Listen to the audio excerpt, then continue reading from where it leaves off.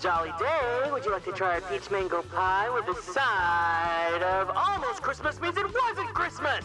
Because if you do, then let's go ahead and get started. Hi, hey everyone. Welcome in, welcome in. Hope you guys are all doing good today. Thank you guys so much for stopping by. Little Bud Moore, congratulations on being first. Welcome in. Neo Jen, hiya, hey. Thank you so much for being here today. Osaf, hello to you. Thank you for being here. And Lyra, hi Kieran. Happy almost Christmas. Turnabout almost Christmas. Honestly, man, I almost wish I did Turnabout Goodbyes again this year. Because we did it last year for the holidays and it was pretty fun. But we are here with Miles Edgeworth, Ace Attorney Investigations. Every time this game, I never started on time that I schedule it to start. But this weekend, I don't know what's going on with my body. Maybe it's just I'm getting old. But like, my back has just been so sore and so tired. So yesterday and today, I just spent the weekend like cleaning and vegetating and being lazy, and maybe inertia from the week is just catching up to me, but I was just like, I'm so tired. And here I am today. I'm feeling a little bit more energized, especially after I hit live and you guys are here. But yeah, hope you guys are having a good weekend. It's time to take out the almost Christmas memes out of the fridge. That's true. People have been posting that like almost Christmas, but like defrosting like it's Mariah Carey. I'm EP2 today, TBH. I don't know what's going on. I think I'm just getting old or something, but I was just like, I can't start at 11 o'clock. But here we are now. Thank you guys for being here no matter what time I start. I always appreciate it. But yeah, nothing too crazy for today's check-in. If you guys want to answer today's check-in, feel free to let me know how your weekend is/was. Mariah has a skin in Fortnite, apparently. I saw Medi has been like doing every single effort that he can to get me to play Fortnite.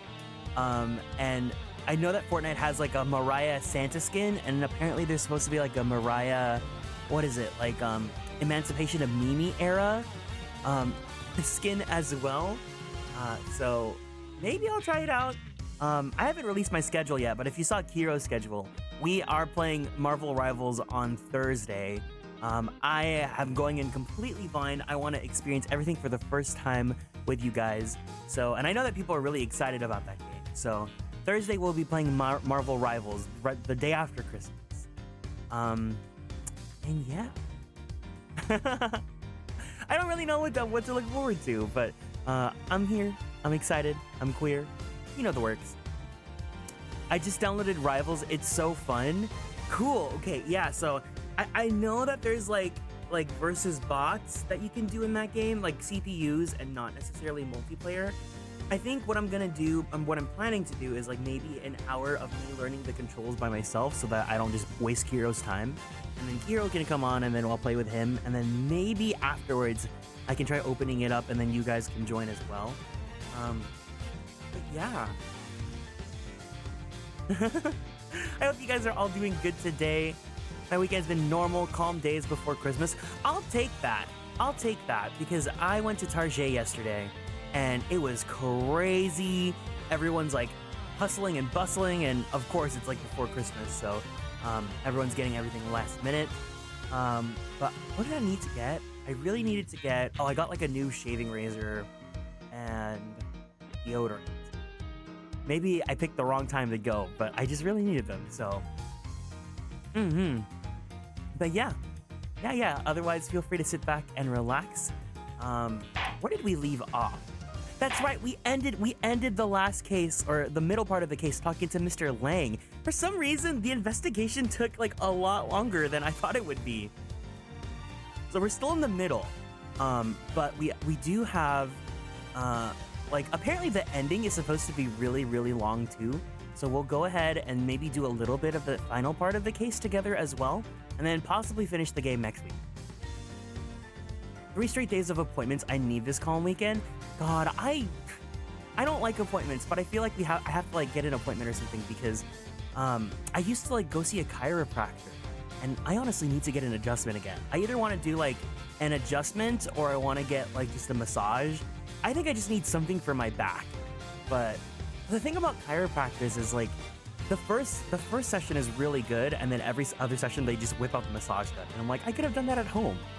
Hi Maddie. Speak of the devil. I was talking about how you have been so desperately trying to get me to play Fortnite, and then someone brought up the Mariah Carey skin.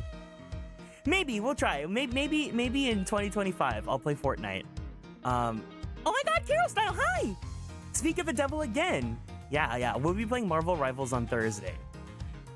I don't know why you want me to play Fortnite that bad. It's like, okay. Wait, how long is Mariah in the shop? Is she in the shop after New Year's? Or should I like buy her now? Should I make my account and then buy her now? I saw the Mariah trailer and thought of, she has a trailer? Wait, but like if I stream Fortnite and then someone whips out the Mariah Carey song, am I gonna get DMCA'd? Because she's DMCA'd me before. I've had VODs like not able to be monetized because I sang the chorus to All I Want for Christmas Is You.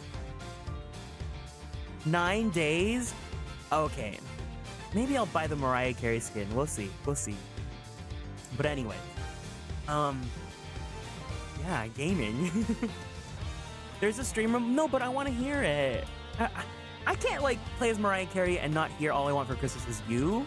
I think I'll just take the hit on that VOD. But anyways, let's get into the investigation.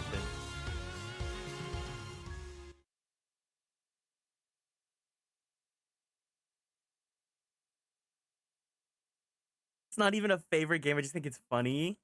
I've played it before. March 14th, 9:21 p.m. Open air stage.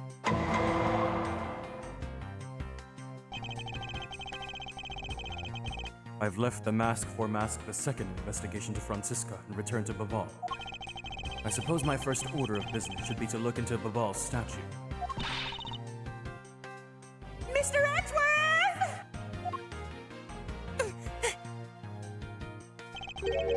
So, Kay, what's the situation? Like, what other game can you get shotgunned down by a xenomorph and then it starts dancing to Magnetic by Island? This time I want you. Like it's magnetic, you. Super game. Oh, it's great! Investigating is so much fun! In other words, they made absolutely no progress. We weren't goofing off. Honest, sir. Wait. Hey, pal. We weren't goofing off. Honest, sir. We've been investigating our hearts out. Very well, then. Would you care to give me an update on your investigation? Oh, we had a really fun time, sir. I knew it. Zero progress. In any case, Detective Gumshoe. Yes, sir. You have permission to enter the Alabastian embassy, is that correct? Yep. As a local detective, I'm helping out with investigations on both sides, sir. Good. In that case, I can leave these pieces of evidence with you. He's dumping all of Larry's bullshit with Gumshoe. They belong to the lady under the Pink Princess's mask. The Pink Princess? What kind of lady was playing her, sir? The kind that was also playing the role of the Pink Badger yesterday. Oh, understood, sir. If I happen to run into her, I'll give them back to her. Or if I happen to run into her, I'll give them back to her. Oh, and if I don't, then I guess I'll just unload them somewhere. He doesn't seem that enthused to go find her, but I can't blame him. Evidence that has lost their value, give it to Detective Gumshoe. So everything that we did last week had no meaning whatsoever. We were just wasting time.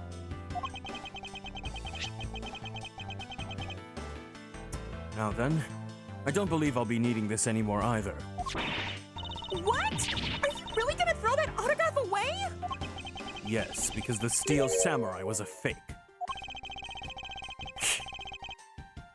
Steel Samurai's autograph scrunched up into a ball and disposed of. Wait, what? What do you mean by fake? Now then, I believe it's time for a little housekeeping.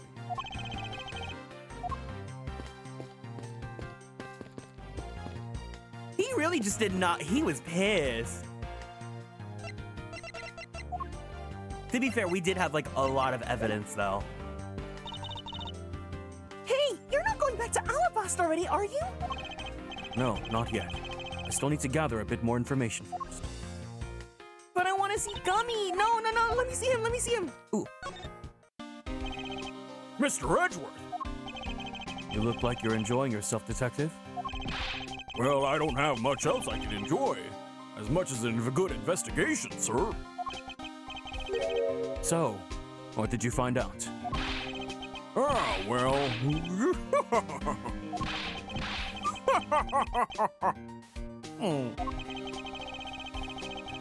I take it he's found nothing of any particular use, as usual. You know what, speaking, before I forget the subject about Fortnite and or other things, I probably will not have a stream scheduled on Christmas Eve or Christmas Day, just in case, you know, because obviously those are very important days. But hypothetically, if I was to stream on the Christmas days, would we want to play like a party game like Mario Party or Fortnite? Would you play Fortnite with me on Christmas, aka Medi? I'm gonna leave that up in the air, but it's been a while. Welcome in, Small Bean. But yeah, I had to like have that mentally cataloged before I forget that. I think last year I played Pokemon on Christmas. Hey, Mr. Edgeworth, I got something really interesting from Ambassador Polano. Oh? And what is this something interesting? This, sir! Wow, that's so pretty! I'm so jealous! That's a real treasure there! Why does the flame burn green, Detective? So apparently, you burned the special wit crystal oil that they only make in Babal. It burns this green color, sir. Interesting. So it's a special property of the oil. I suppose this is a ploy to force people to visit Babal should the oil run out. Hey, Gummy! What about these silhouettes? They stuck some cutouts on the outside of the lantern so it'd project the images. Oh? Silhouettes, huh? They are rather pretty, aren't they?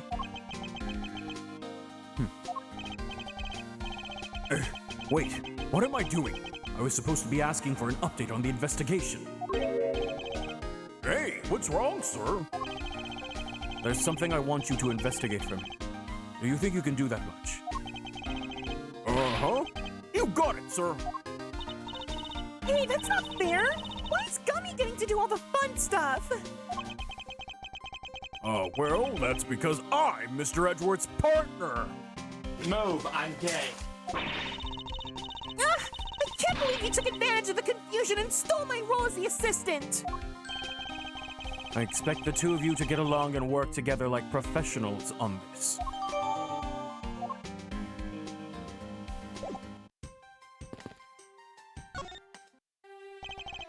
Oh, so you're back now, are you, Mr. Edgeworth?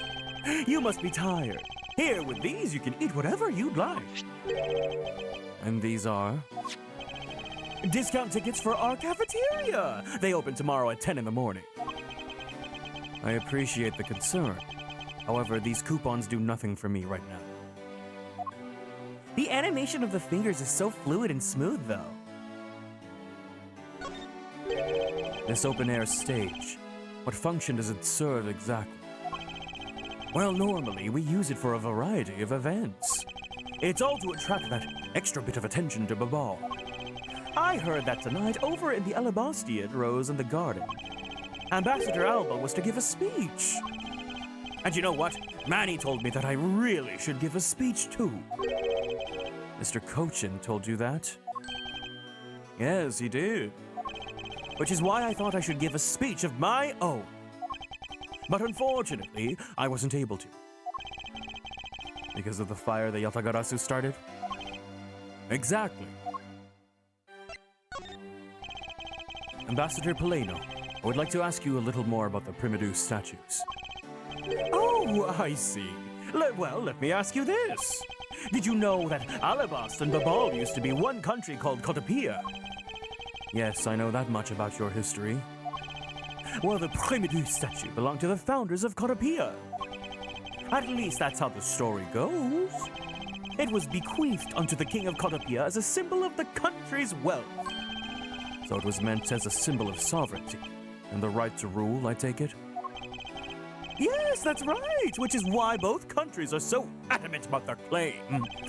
We hold the real statue, therefore we hold the right to rule is the reasoning. It's pretty petty when you think about it, though, I suppose.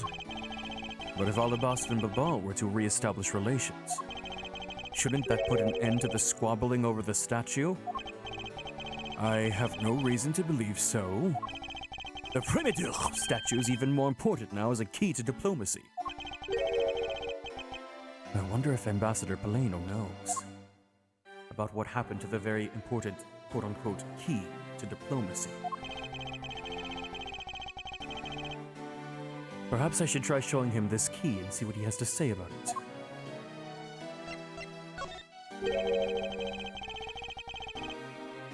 Ambassador Poleno, there's just one thing I'd like to ask you about. Yes? Oh, don't worry. You can ask me more than just one thing. How about 2 or 3? In exchange, I expect you'll be coming to Babal, yes?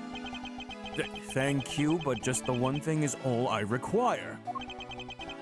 Manny Cochin, I'd like to ask you about this man who was your secretary. Sure, I'll tell you what I know. Thank you for your cooperation, Ambassador. He was, well, if I had to put it in one word, he was an able man. If there was ever anything I needed as an ambassador, he would get to it for me. To think that a man like that had a hand in a smuggling ring right under my nose, going completely unnoticed. Actually, I suppose because he was an able man, I was unable to detect his dirty dealings. Sounds like Mr. Cochin had a very sharp mind. Recently, Manny had been very busy. Since I became the Babalese representative at the Country Unification Council, he's been working tirelessly to cover for my work for me. I'm sorry, but what is this Country Unification Council? Oh, well, you see, had tonight's events proceeded without a hitch, our 2 countries were to reunify and become one again. Oh. But I guess with how things turned out, that dream won't be realized anytime soon. I suppose not.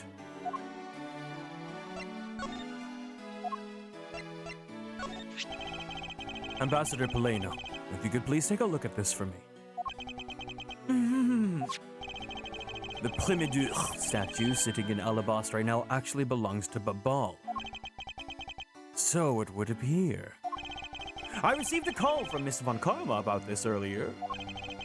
Then you will understand why I wish to inspect Babal's prejudiced statue immediately. Because the statue currently in your country's possession. Yes, well, I've already inspected it myself. And it is definitely Alabast's statue. I know because it's the real statue. Then you're saying that Babal's was a replica? I'm embarrassed to say it's true, even though I knew that someday it would be exposed. I received my orders from the leaders of Babal, and I was to negotiate with Ambassador Alba at this event. I was to negotiate with him and fix the results of the evaluation tonight. To say that we could not determine which statue was the real one. Hold it! Why are you telling me this? Well, because you already figured it out. Our statue is just a hollow gold shell. Even if Babal were to lose face, the reunification of the country is what's most important. I'm right in thinking that, aren't I? I'm not making a mistake, right? If you don't know yourself, then I won't pretend to know either.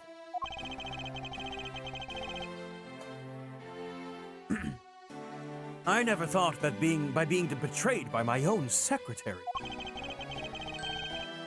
the real symbol of wealth would be given to me. Isn't it simply ironic? Hey, where are you going? Are you heading back to Alabast? Yes, but before I do, I suppose I should give you a summary of what's happened. Oh, yes, that'd be very helpful. Oh, never mind, we don't get it. Oh, I see. So there's been a murder in both countries using an object from the other country? That's the gist of it. Mabal is just as strict as Alabast in their inspection of the people and things that enter their country.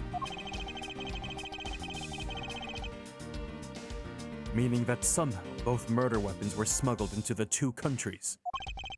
That's the only logical conclusion that can be drawn. Perhaps the key to the weapon smuggling is the person who traversed both countries. You mean the fake Yatagarasu? In one way or another, the Yatagarasu is connected. Of this I am sure. Now then, where was the Yatagarasu first spotted? I believe it was the Rose Garden of the Alabastian side of the embassy. The garden is just on the other side of this boundary. It's where Ambassador Alba wants to give a speech tonight. At least that's where I heard the Yatagarasu had appeared. In that case, I believe it's vital that I investigate this Rose Garden post-haste. Wait, before you go, take a look at this, Mr. Edgeworth. What is it? My guess is that it's a guitar pick. I picked it up just now over there. Do you think it'll be of any use? There's a little water on it. But how did the water get on it? It doesn't look like there's anything it could get wet from around here. I was thinking, they have concerts here at this open-air stage from time to time, right? All right. I'll find its owner later. Oh, yeah. There's also one more thing. Mr. Edgeworth, would you be willing to hold on to this? What is this?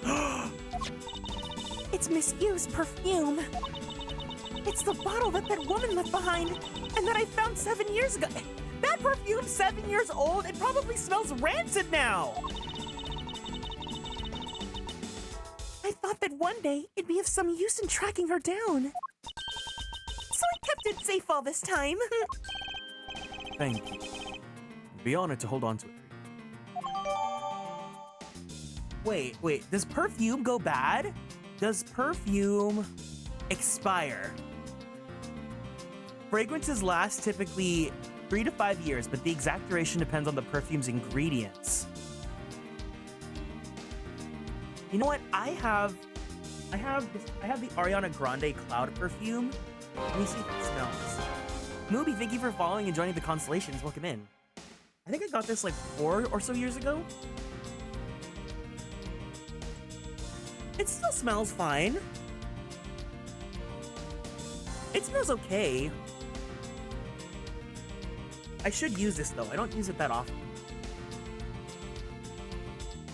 I just keep it on my desk as like a display piece.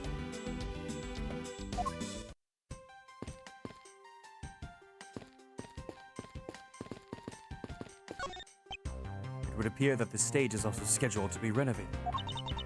You know, I would also love to perform on a stage like this. Something like the greatest thief show. I should think it would be a bad idea for a thief to show their face to the world.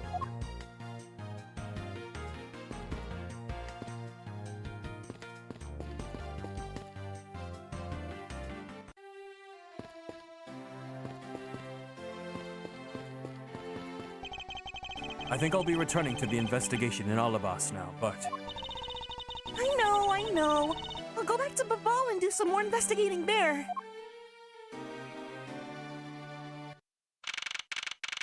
March 14th, 9:58 p.m. Rose Garden. Oh my god, Lang! I see you're back, Miles Edgeworth. How are things in Babal? Although I can't really say I expect much from Scruffy and that girl. The investigation into Manny Cochin's death hasn't really progressed any. However, the investigation into the Yatagarasu has. Ah, yes, the Yatagarasu. Even now, I find it hard to believe. A person who can freely traverse between the two countries at will? Preposterous. Well, that's what I came here to investigate. I heard that this is where the witnesses claim to have seen the Yatagarasu. That's correct. Ambassador Alba was to give a speech tonight here in Alabast. And that's when the Yatagarasu appeared. The shadow of the mysterious thief appeared, and just as suddenly, it vanished.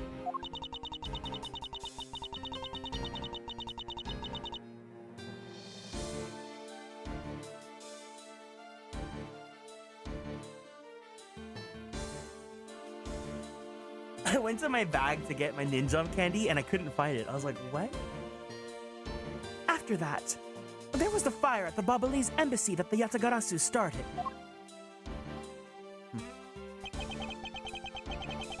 I vow that not a single feather from the Yatagarasu shall escape my diligence.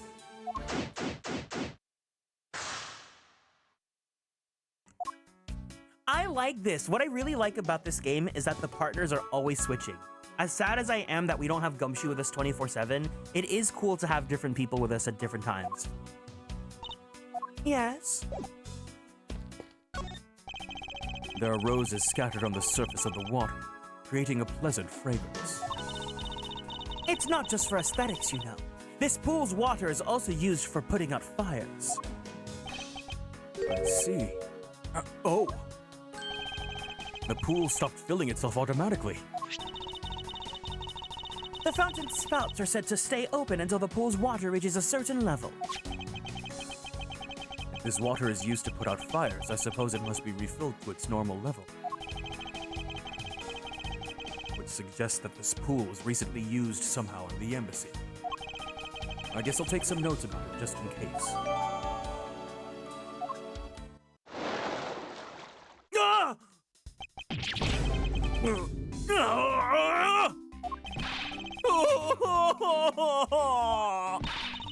How dare you surprise me like that? Oh, I'm sorry, dude. Oh, hey, Edgy. Thanks for what you did back there. What? Why is he back? I know. Your gratitude alone is enough. More importantly, Larry, this pool is not for your personal enjoyment. Oh, I know that. Do you really think I'm the type to just jump into a pool and swim around for fun, dude? Objection! I do. All right then. Did you by chance fall into the pool? Floppy butts? Nice guess, but no dice, dude. So you know my son, right, Edgy? Your son? I guess I kinda lost sight of him when I shook hands with the ambassador. And I'm pretty sure he was around here when I last saw him. You imbecile! How could you be so flippant at a time like this? What are you going to do if your son fell into the pool? And how old is this child of yours anyway? Oh? How old is he again, dude? Hold it! Larry, this is the first I've ever heard of a son. Who exactly is the mother? The mother? Oh, that chick. The pink princess. The pink princess. Hold it! Miss Von Karma. I was a bit confused by this man's words for a bit there.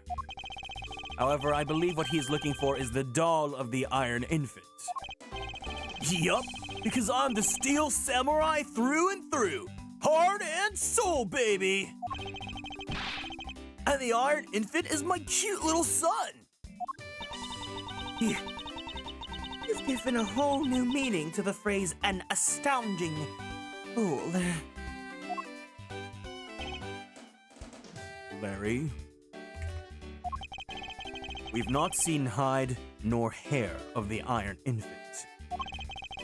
But rest assured that if we should find him, we will let you know. Now get out of there. There's method acting, and then whatever Larry does. I'm so mad that that shirt, that costume just makes him look a little bit more beefy. Oh, yup. Sounds good, dude. In that case, I'll go search over there. Hey, wait!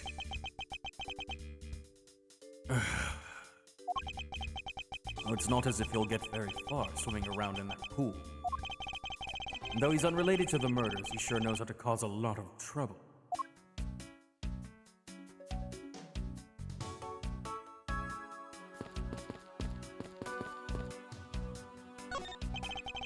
There's an overturned spotlight here.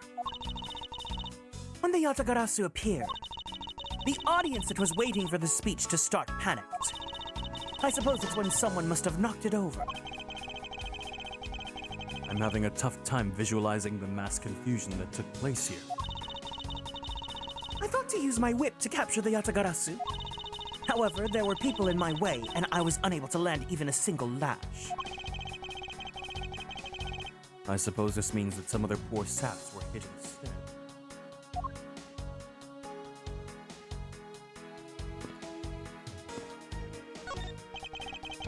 Is it possible that the Yatagarasu hid in these bushes? Of course not! They're rose bushes! You've been spending so much time with Scruffy and that girl, they're rubbing off on you. But it's alright, I'll wake you out of your stupor. Now the next time you feel like sleep-talking, remember that I will whip you for real. All I tried to do was offer up a possibility, and this is what I get.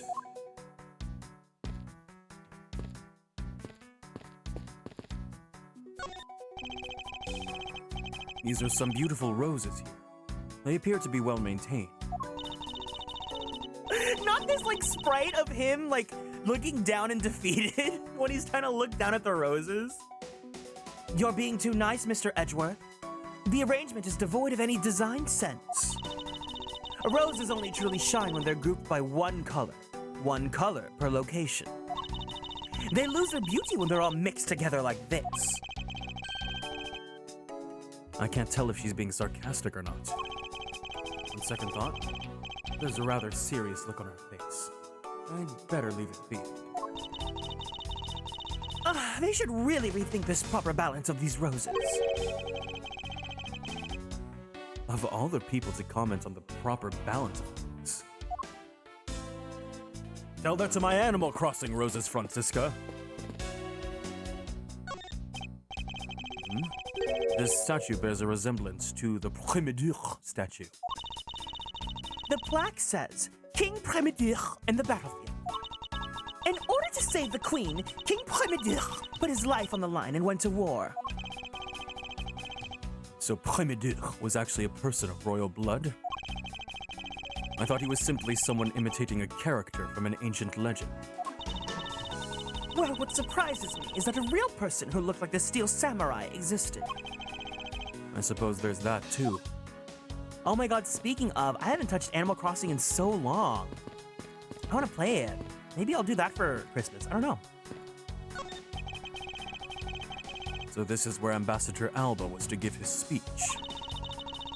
The stage was set up nicely. However, where was the audience supposed to sit? Perhaps they were supposed to sit around the edge of the pool. That was such poor planning. If there was no place other than a spot or two by the pool, they really should have made seating arrangements like how the gallery is set up in court. Indeed. You can sense that consideration for the viewers was taken with those.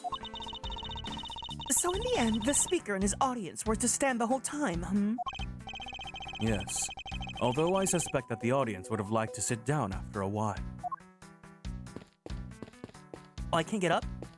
I can't get up?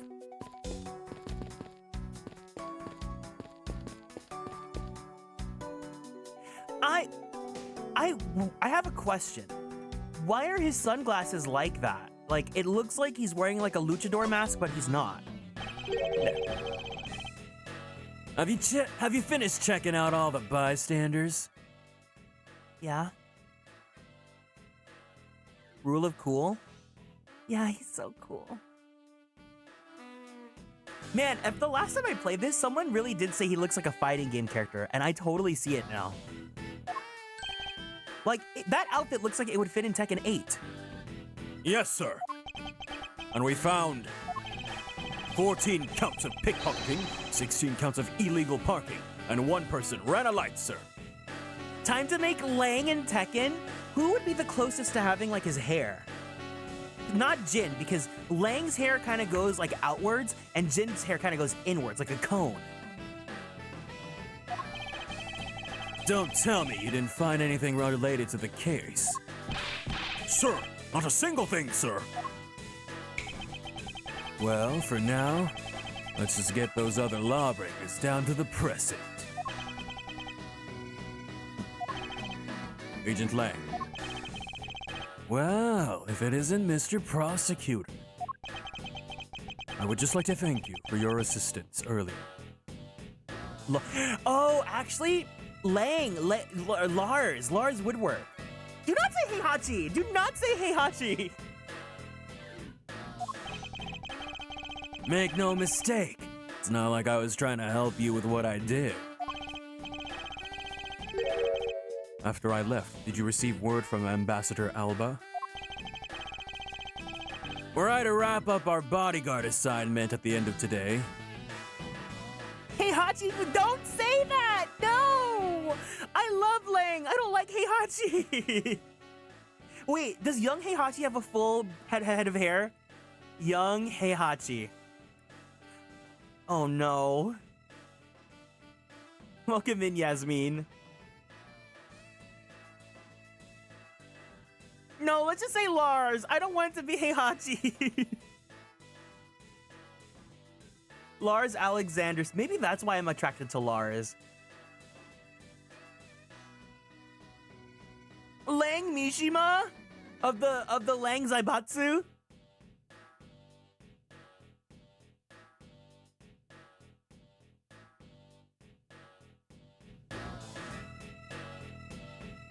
We were to wrap up our bodyguard assignment at the end of today. Oddly enough, we received word from HQ to return home on an urgent matter. As if I can be so easily called away from this case after I've come this far. I swear that I'll find the truth and drag it out screaming into the light. You're with me on that, right, Mr. Prosecutor?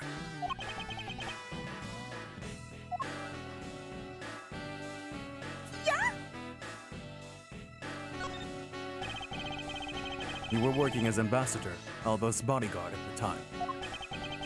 So naturally, you witnessed when the Yatagarasu appeared, correct? Yeah, I saw that thief, all right. With my own two eyes. The Yatagarasu was always there, lurking in the shadows. But when the spotlights were turned on for Ambassador Alba's speech, the shadow appeared. That's when cries of, "It's the Yatagarasu!" rang out. The next second, the spotlight went out. And by the time we got to the area lit again, the deaf thief had vanished. When we investigated afterwards, we found that the reason the lights went out was because someone had unplugged the extension plug for all the outdoor electronics. Whether it was someone doing it on purpose, or simply a guest who had tripped over it, we don't know. But one thing's for certain. Okay, wait. I think you know what? He does look like Lars, but doesn't his outfit kind of look like Xiaoyu's new outfit in Tekken 8? I'm predicting Tekken 9. The Yatagarasu was here. So you're saying that basically all you saw was the thief's silhouette? Yes. Objection! If all you saw was a shadow, then it's entirely possible that the shadow belonged to someone else. Good thinking, sis. You just might be right. If it weren't for the fact that there was no one else with that same shape, not amongst the staff or the audience members, my man would have already done a thorough check of everyone, so I know I'm right. Someone else's shadow. That sounds like a plausible hypothesis.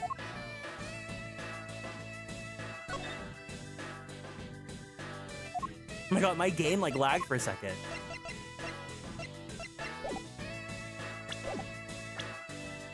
There's no one else with the same shape.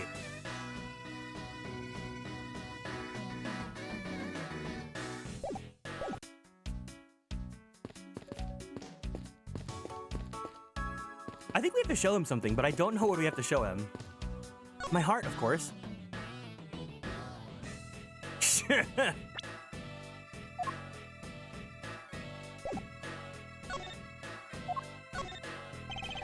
Agent Lang, I'd like to ask your opinion on this piece of evidence.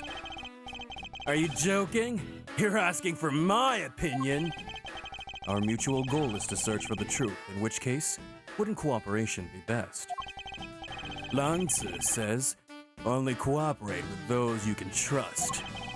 Sorry, but I'm not to place one bit of my trust in your prosecutor scum so easily. I'll take that as a no.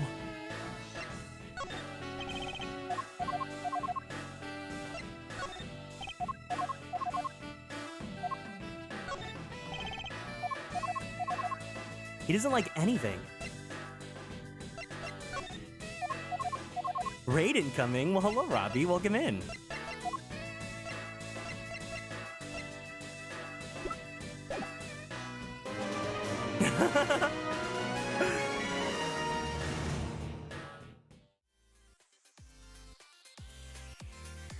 Well, hello, Diva Deluxe. Hi! Hey, everyone. Welcome in from Fawn's stream. Thank you guys so much for stopping by. If you guys are new here, it is nice to meet you all. My name is Kieran.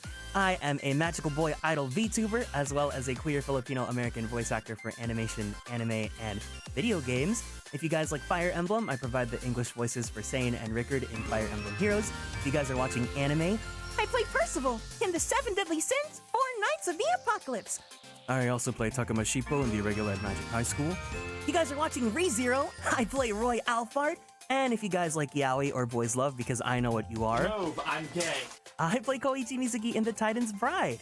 How was your stream? How was Minecraft? I was watching. Up until you guys are doing like the boat races. That was pretty crazy.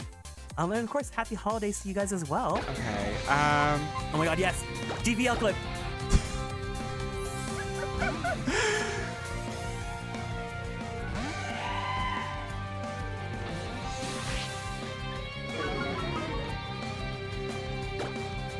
let's do, Rinka, sing your song. Oh. Oh. Merry Girly Pop Muzz, thank you so much for sharing your Raiders with me. I hope you're doing well. I hope you're doing good. And I'm pretty sure I told you this. I don't think I told you this actually. You're like one of my top streamers from this year from my Twitch record.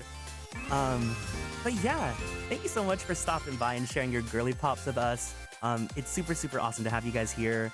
You already know this, but you're like such an inspiration, so I'm happy to have you guys here. But welcome in Gaby, welcome in Panda Bar, welcome in Fawn, welcome in Cyanide, welcome in Sinappuccino, welcome in Panda Bar, welcome in Straw Bummy, welcome in Josue, welcome in Diva Kizzy, welcome in Textbook Sauce, Mogi, and Comic Core, and Buxish Lover, and Oreo, and Arroz con Leche, and Darius Days, and Ravi, and Cyanide, and Palmy, and Undine, and Kit, and Asabop, and Denise, and Johnny Kokon, and Rai, and The Hottest Mess, and Textbook, Oh, and it's been Damsel, this and long Orchid, on Less Than 3. and oh my god, Fig, and Swithkura, and Broom Small, and Voce Viva, and everyone else from Fawn's community. If you guys need to go, please make sure you take care of yourselves, especially because it is the holidays. If you guys want to hang out, we are playing Ace Attorney Investigations. We're on the final case of the first game. It's getting crazy. We've got a hot guy with us if you guys want to check him out. But of course, you guys had a long day, so please make sure you give yourself a nice care package. Go give yourself some stretches, drink some water, and don't forget to take your meds if you guys need to. I love you, Shilong Lang. He's so hot. He's so hot. Wait, let me switch back to the game. Switch back to the game. Just look at this man. Just look at this. Just look at this man. He's not making a pretty face, but you know, he's hot. Yeah, I saw the thief all right, with my own 2 eyes. The Yatagarasu was always there, lurking in the shadows. But when the spotlights were turned on for Ambassador Alba's speech, a shadow appeared. That's when the cries of, "It's the Yatagarasu!" rang out. The next second, the spotlight went out, and by the time we got the area lit again, the deft thief had vanished. When we investigated afterwards, we found that the reason the lights went out was because someone had unplugged the extension plug for all the outdoor electronics. Whether it was someone doing it on purpose, or simply a guest who tripped over it, we don't know. But one thing is for certain. The Yatagarasu was here! So you're saying that basically all you saw was the thief's silhouette? Yes. Objection! If all you saw was a shadow, then it's entirely possible that the shadow belonged to someone else. Huh. Good thinking, Shishter. You might be right. If it weren't for the fact that there was no one else with that same shape, not among the staff or the audience members. My men already have done a thorough check of everyone, so I know I'm right. This blue-haired diva? Oh, I know the girly pops would love her. Someone else's shadow. That sounds like a plausible hypothesis.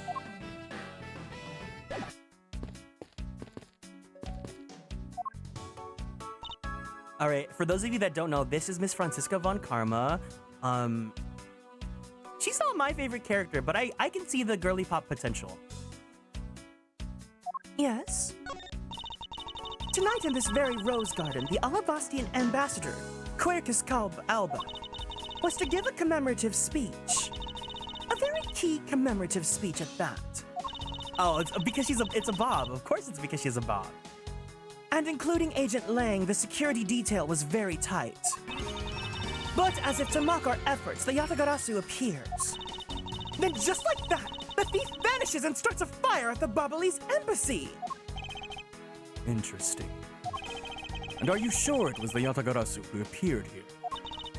Of course. But to have slipped by such tight security, and then disappear into thin air.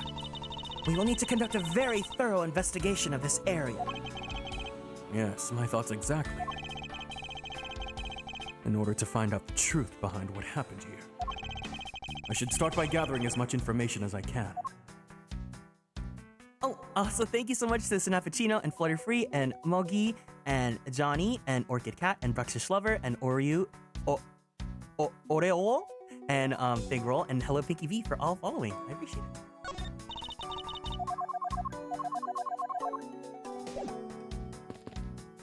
Is there anything that I'm missing? We have the lights. How's the investigation proceeding on your end?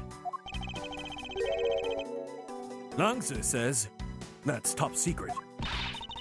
If you're going to attempt to imitate your superior, at least do it well. I don't suppose he believes in the accidental leakage of information.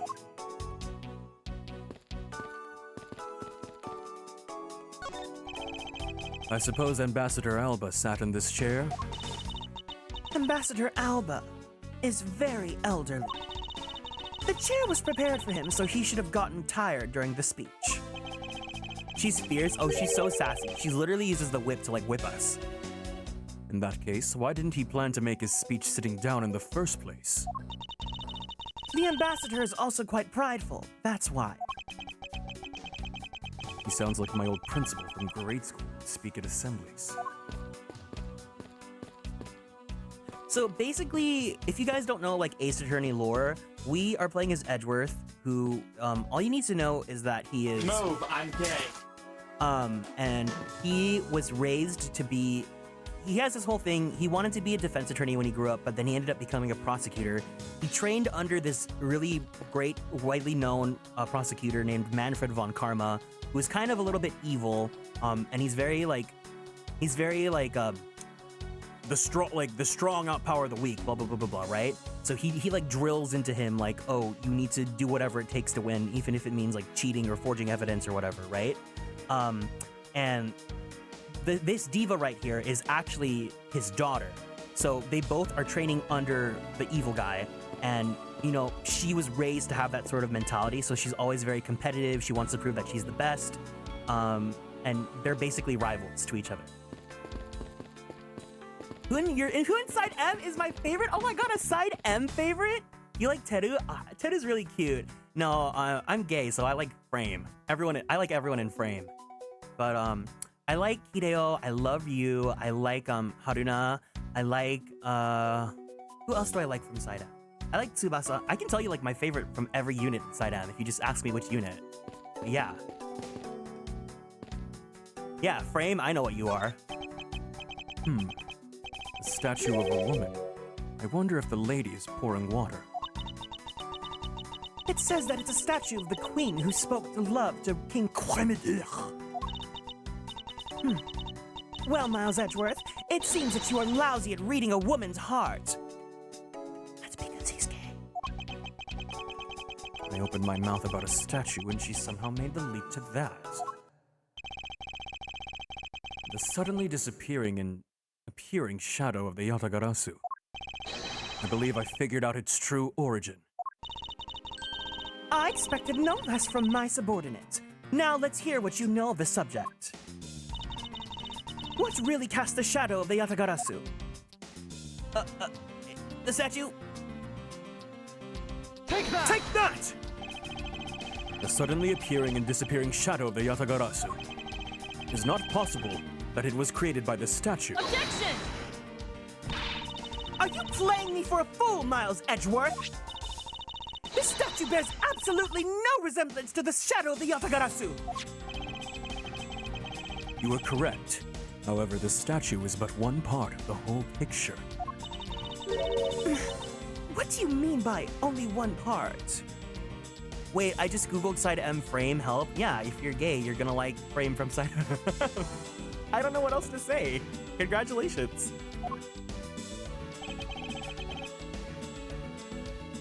Oh, let me save my game.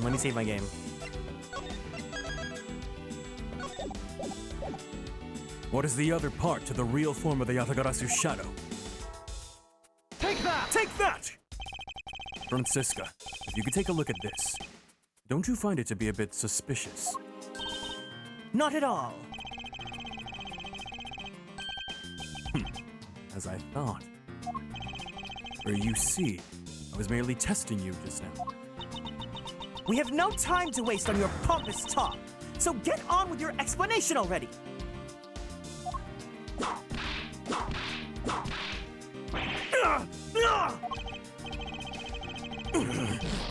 I guess Francisca just couldn't understand my... Well, Frame looks fruity. So basically, Idolmaster Side M, it's like, you know, like Love Live or Idolmaster, all those series, right? With all the like anime idols, right? Side M is a franchise where all the idols are men, and a lot of them are usually like older working men. And like a lot of them have like, they were previously in one profession and then they became an idol because of whatever backstory. And Frame's whole thing is that they all worked as like public service people. So like one of them was a cop, one of them was like a military man, one of them was a fireman. And canonically in universe, they are the group that has like mostly male fans.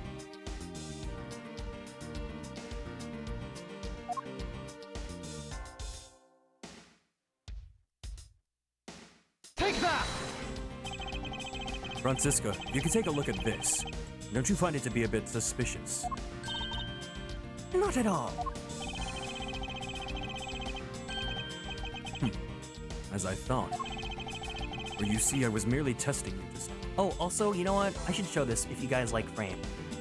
Hold on. I feel like most people are probably looking their eyes at Seiji, and he is like most popular for like this specific card.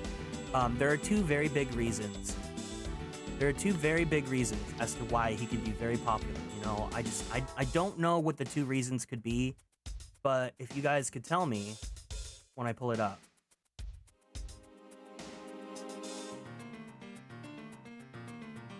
If you guys could just tell me like what you guys see that could just prove why this character might be so popular amongst gay men. I could never know. I just look, even Edgeworth is so happy.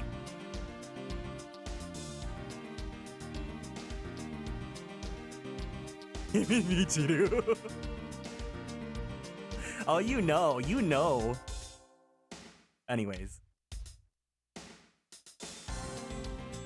It's the smile, yeah, totally. Wait, oh. Oh, I was right. Oh, I need him. I need him. Yeah, he's the one that's usually the most popular with like Bara fans.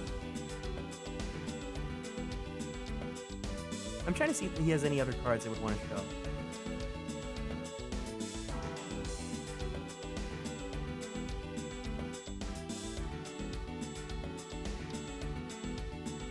I wish there was a game I could show you guys, but all the games are literally defunct now. Oh, he has a Christmas card! Hideo gets the yaoi girlies, but Seiji and Michiru are the Bara reps. Well, Hideo is my favorite in all of Side M, but I've also really grown to love Ryu. And my other favorite is Haruna. Now I'm just showing his art. Okay, well, I'll show you all the arts that I think you guys would like, and then I'll finish it with the Christmas art. I'm letting this tangent happen because I never meet people that like Side M. So here's him on stage. Is there any pictures of the firefighter? Yeah, I'll show him in a bit. He's not as muscular. He's more of like cute, but like he's very clumsy and very like, he's a sweet guy. He has like really, really bad luck. That's his whole shtick. Here's him like riding a motorcycle. Good evening, Smash. Here's the Christmas one. The Christmas art looks really good.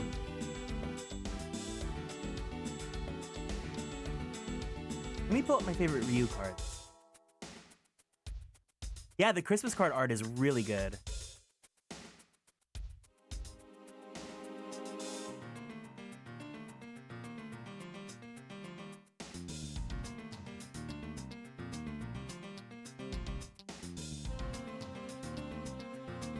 Wait, why does he have a card that's like kind of like foot? It's like foot. I don't want to show that one on stream.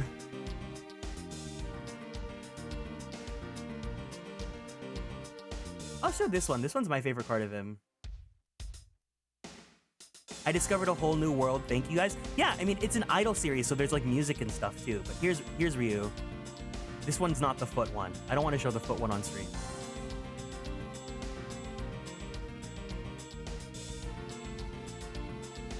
But he's cute. I like him too. Anyways.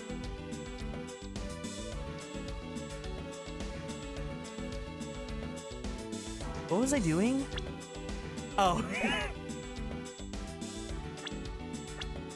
Wait, that's my man?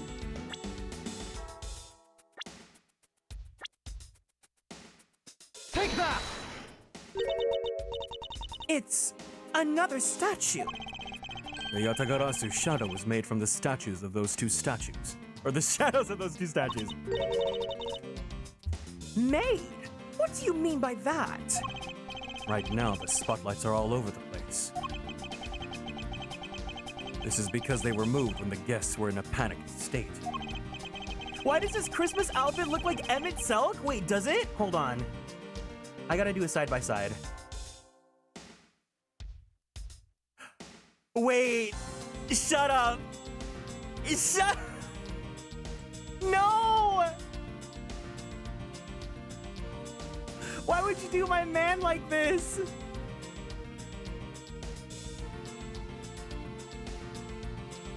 Does anyone here? I know that Fawn plays 14. Does anyone else here play 14?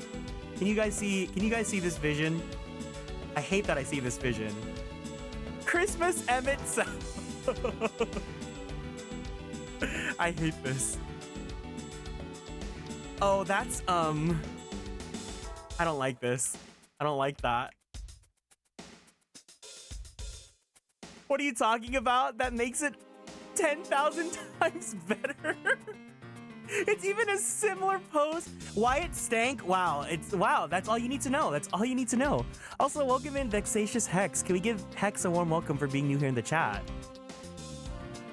However, if we were to restore the lights to where they were when the thief appeared...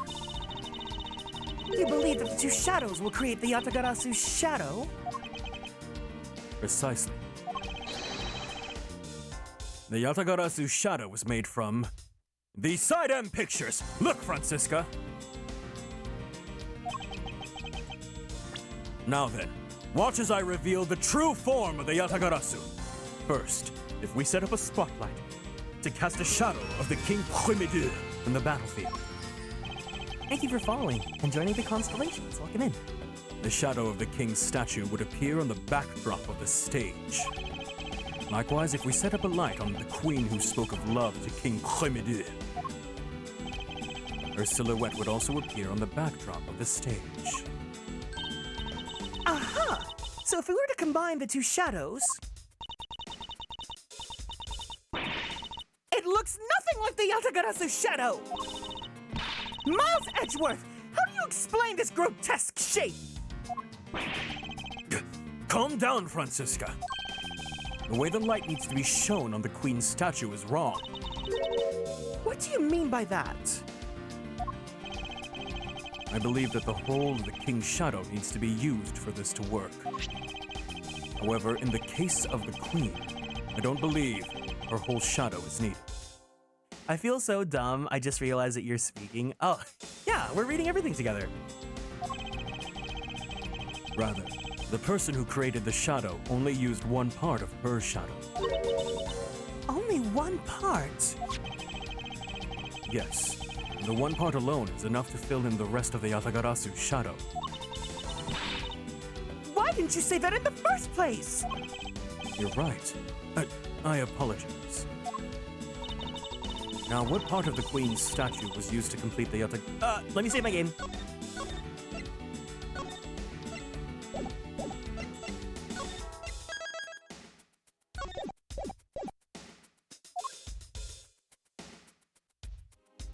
Oh, the hand.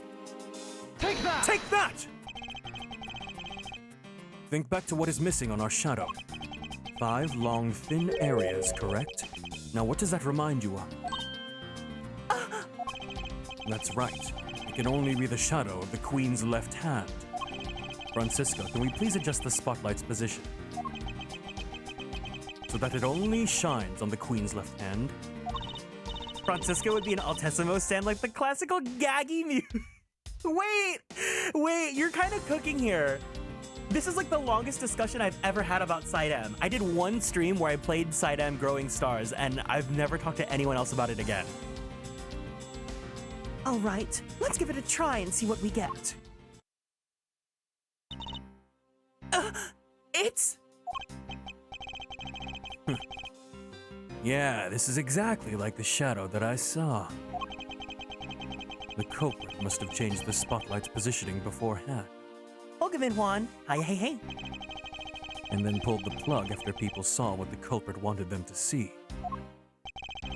In their panic, the guests must have moved the spotlights around, which we can assume was also part of the culprit's plan.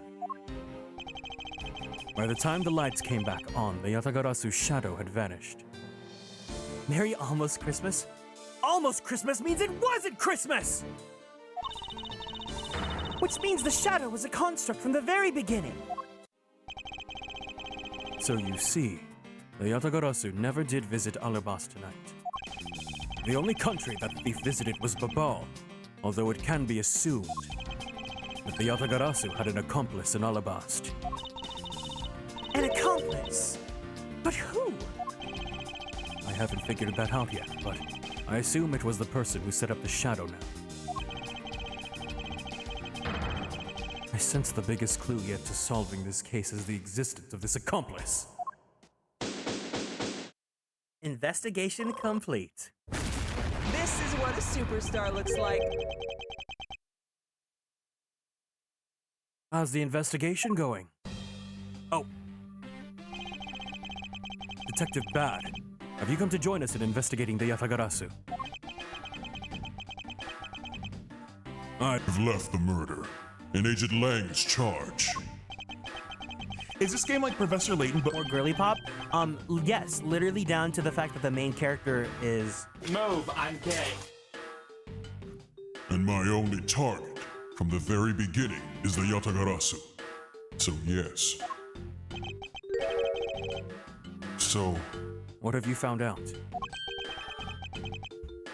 I got a piece of evidence. May I see it? Sure, but you might regret it. We're here because We're ready to face whatever may come. So if you please. When people heard the commotion, bystanders started gathering.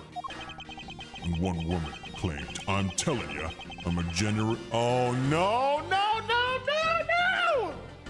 I'm a genuine international journalist. She gave me an interesting picture. A journalist? Well, actually, she's a freelance cameraman. This is the photo I got from her.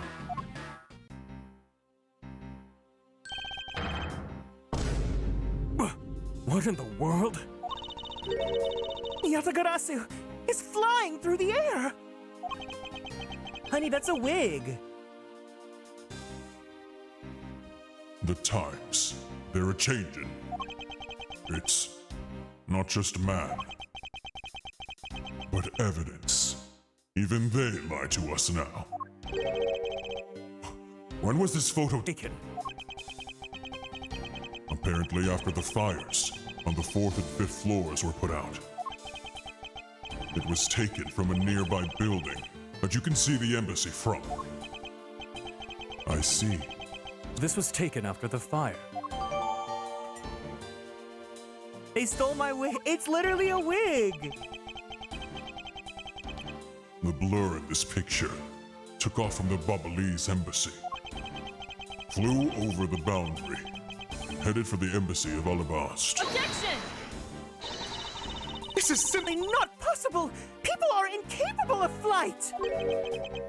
Is that a fact? Mama, a wig behind you. I've had the pleasure of dealing with a case involving a flying person once.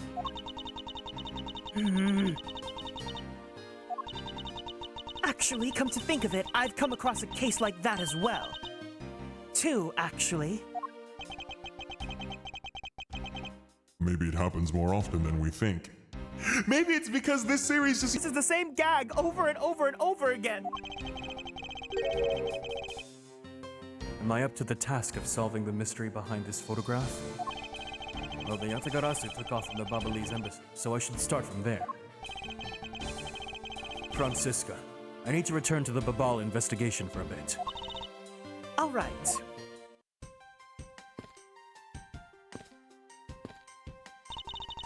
I'll continue investigating on this side of the building. All right, I'm counting on you. Welcome back, Mr. Edgeworth. Now, come on. Let's get back to our investigation.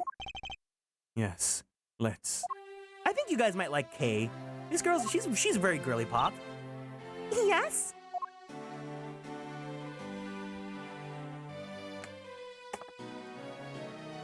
He's looking at himself like I'm not right here waiting for him.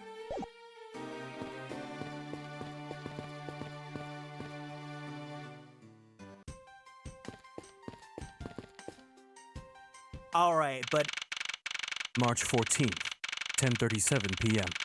Babali's Embassy, Secretariat's office. To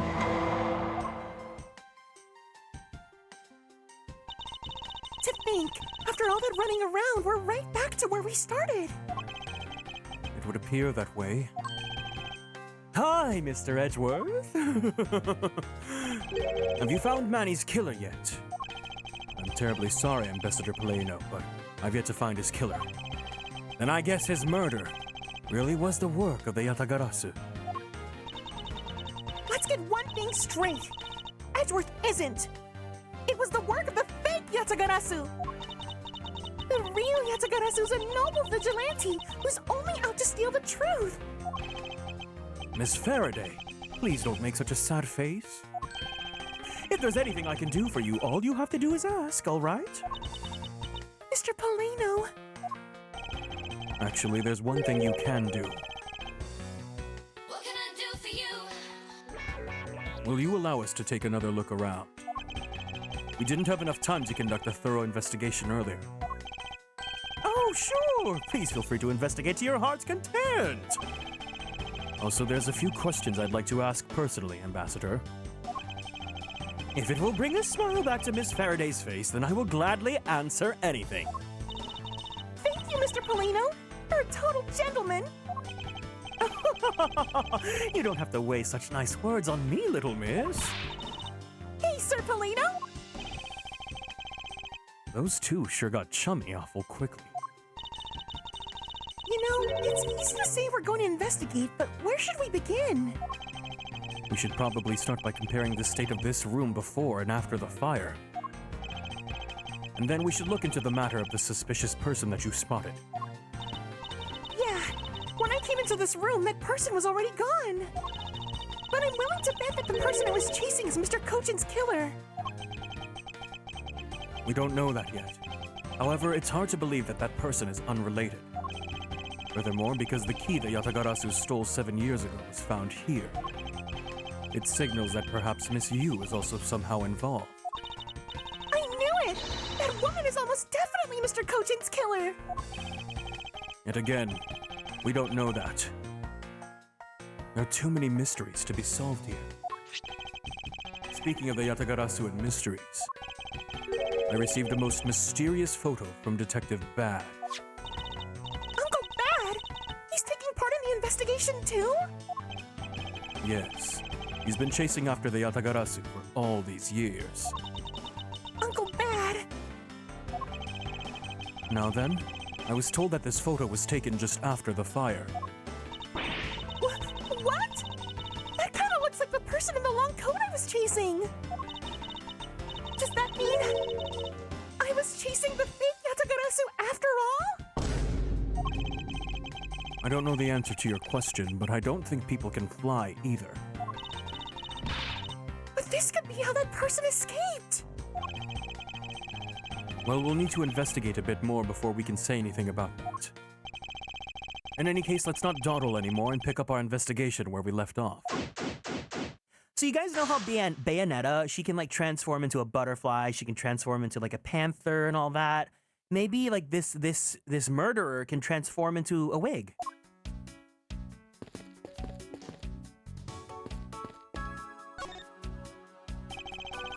You can see the Alabastian embassy through this window. So where were you when you were investigating over there, Mr. Edgeworth? Oh, you can see it from here. I was there on the 5th floor. That's where Mask for Mask II was killed. What? You don't mean the Mask for Mask II? Aw, poor guy. As a fellow second-generation thief, I just can't turn a blind eye to this. Even though Mask for Mask II was merely an imposter of the original. A fireplace, huh? So Babal's offices have them too. Two? There's a fireplace in relatively the same location as the Alabastian office. However, we found something there that I'd rather not recall ever again. I still can't believe that we found that lady's undershirt in that fireplace. Huh? if it was that traumatizing, why don't you try creating the new memories with that fireplace? You can climb inside and we can play hide and seek! And come out covered in soot? I think not. Aaron, did you unfollow and refollow? Or were you not following this entire time? Welcome in. You really have no sense of fun, Mr. Edgeworth.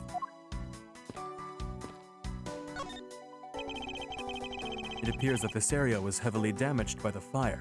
Yeah, I guess we should hurry up and get started examining everything.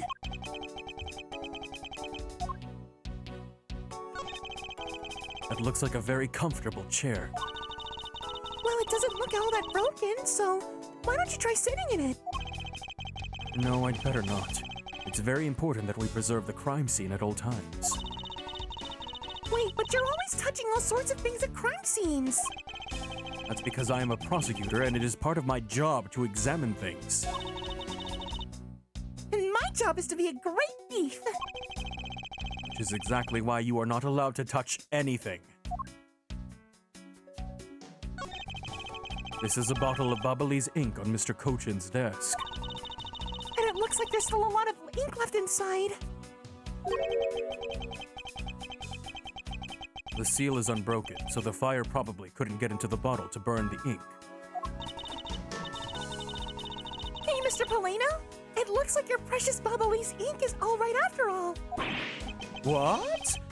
That's odd. Hold it! Ambassador, what do you mean by that?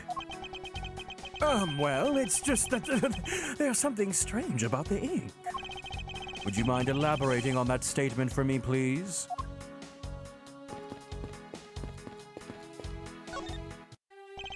Now then, Ambassador, I'd like to ask about your movements before the fire broke out. Before the fire? Which fire are you talking about? Which one? There was more than one tonight? Huh? Oh, I see. I guess you didn't hear about it. We had 2 fires here at the Bubbly's embassy tonight. Oh, what a bother all of that was. Wait, but the only fire we know about is the one from the Gem and Ninja show. Oh, well, the first occurred at the start of the Jam and Ninja show. Luckily, only the 4th and 5th floors of our embassy caught on fire. Not wanting to cause a panic among the theatergoers, we decided to keep it internal. Then the fire after the Jam and Ninja show was the second one of the night. Exactly. So the fire that I witnessed was the second one. Come to think of it, didn't Detective Bad make reference to the first fire? When was this photo taken? Apparently right after the fires on the 4th and 5th floors were put out. I suppose this means that the photo was taken just after the first fire was put out. Kieran, I just want to say you're one of my Oshis. Aw, that's really sweet of you. Thank you. So then, what was the extent of the damage in the second fire?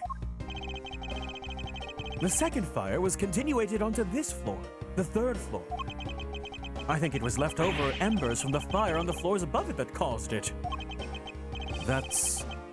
how should I put this? A very bad stroke of luck.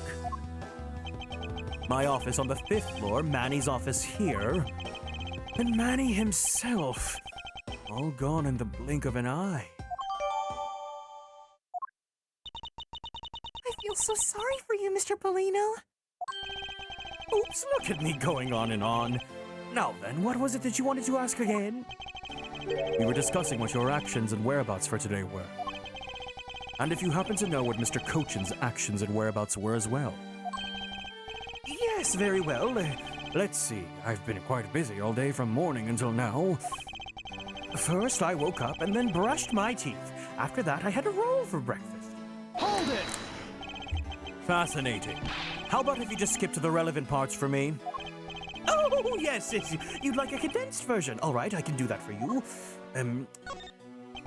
So what did Mr. Cochin and you do this morning? Well, originally we were supposed to meet and shake hands with the Jammin' Ninja. But Manny and I wanted to turn it into a photo op, so we were here tidying up his office. He's not playing around. I'll be off now, it's late. No problem, Orchid. Thank you for hanging out for a bit. It was nice to meet you. Take care of yourself and have a happy holidays, okay? You helped clean Mr. Cochin's office. Why were you not cleaning your own? Oh, I think I forgot to mention this, but my office is currently undergoing renovations. Which is why both the prejudiced statue and the Bubbly's knife set down are here. I see. Oh, but the tidying didn't take much, really. We just burned some files we no longer needed and expired coupon. Burned some files? This guy is... Oh, the killer! I bet cleaning up the fireplace must have been a real pain, though, huh? Oh, how about that? I kind of forgot to clean the ashes out. Oh, I guess I'm up a creek without Manny here to get angry at me. Hold it! An ambassador like yourself has to be on the receiving end of a secretary's anger. Oh, he was very good at being mad. Why, even just this morning, he got mad at me. I spilled some Bubbly's ink on the back wall when I was burning the files, you see. And he got mad at me, saying I should treat the ink with more respect. Talk about the boss getting bossed around. That's about it for what we did this morning. Just some cleaning. Don't tell me you had no other work to do, being an ambassador and all.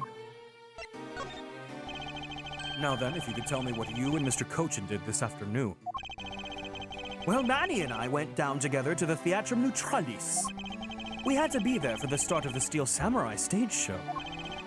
After the show started, I went back to my own office on the 5th floor alone. So they were together until the start of the Steel Samurai show. A little while later, after I had straightened myself up a bit, I returned to the theater. Because I was to take part in the photo op on stage at the end of the show. There was a commemorative photo op at the end. It was a fantastic photo of the three of us. Ambassador Alba, the Steel Samurai, and myself. After the photo shoot, I went back to my office on the 5th floor to prepare for my handshake photo op with this Jammin' Ninja. He seems to be rather overworked for an ambassador. When I got back to my office, that was the first fire broke out and I escaped down the stairs. My office was completely destroyed, but thankfully, no one was hurt. I admit I ran away from the first fire as fast as my legs could carry me. But during the second one, I pitched in and helped the embassy staff put it out. So you didn't see Mr. Cochin again after the start of the Steel Samurai show? Yes, that's right. The next time I saw him, he was lying there in an eternal sleep. I see. Ambassador Poleno, thank you very much for your help. I'm sorry I couldn't be of more assistance, Mr. Edgeworth. If there's anything else, please don't hesitate to ask, all right? I wonder if you might tell me what you noticed about Mr. Cochin's bottle of ink. I just thought of it right now, but during the second fire, Manny was worried about his office, so he came rushing back to it. I called out to him, and when I received no reply, I used my spare key to open the door. But when I did, I was greeted by roaring green flames. The flames were so big that I wasn't able to see into the room at all. Hold it! The fire was green. What was the cause? Well, wheat crystal oil burns green when it's lit, as you can see by this lantern. And Bubbly's ink is made from the same oil, which means it would also burn green. You know, I too had the thought it was Manny's ink that had caught on fire. So that's why I was surprised to find out there was still a bottle of ink left on his desk. The case of the perplexing green flames. Talk about a mystery. What exactly was it that caught fire here?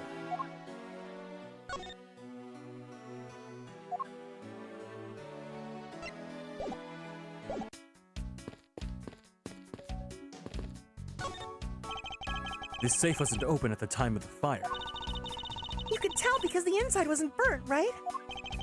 Yes, and thanks to this safe's fire resistance, the smuggling evidence was preserved. Aren't safes great? They always hold the wonderful promise of treasures within. Well, this one certainly did have a few inside.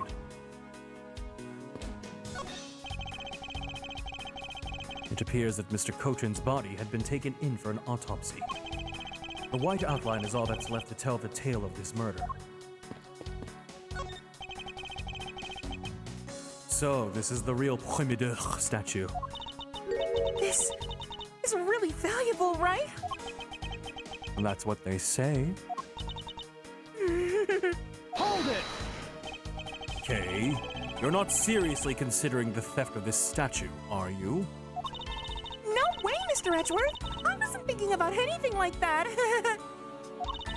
I was just calculating in my head how much the statue's worth. That sounds mighty suspicious to me.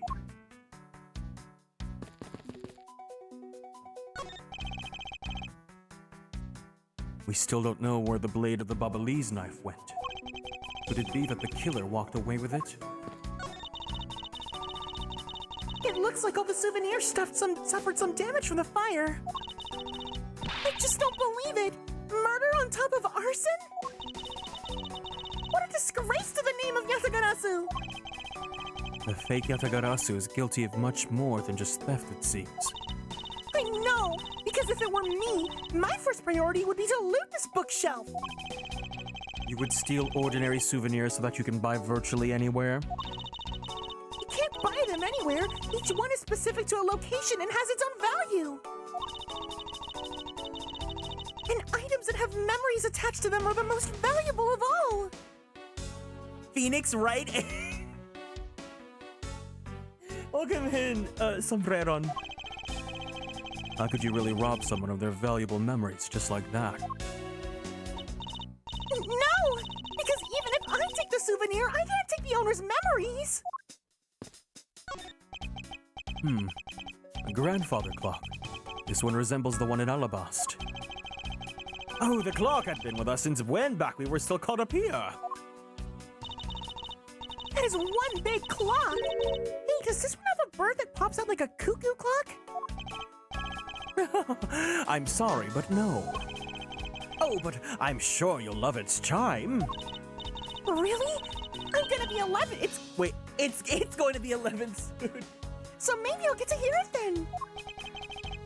Is it that time already? Time sure flies by when I'm involved in an investigation. Oh, it's not that late. The night's only just begun. Okay, it's not good for you to stay up so late, you know. Yes, Gramps. Oh.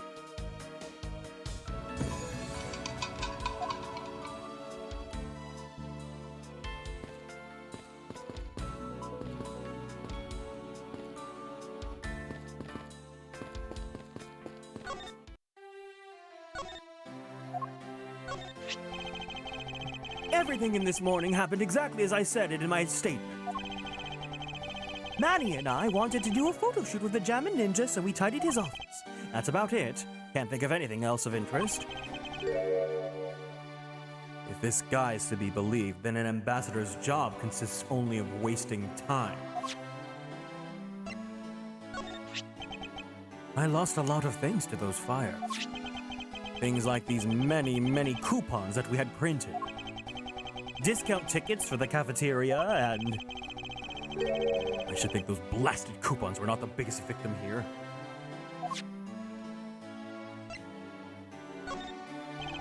Ambassador Paleno.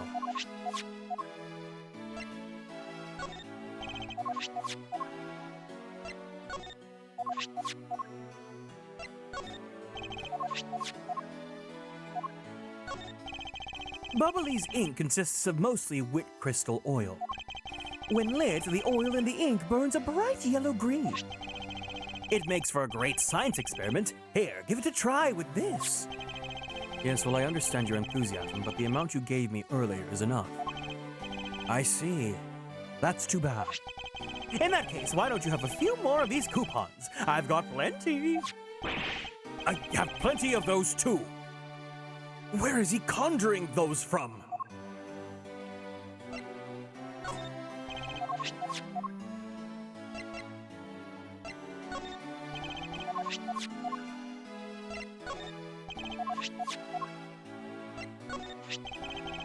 This statue resembles that hero, the Steel Samurai, don't you think? I was thinking, why don't we change its name to the Steel Samurai Statue? That might just attract a few more tourists to our country if I did, right? I'm not sure what you think. I thought that thing was a national treasure.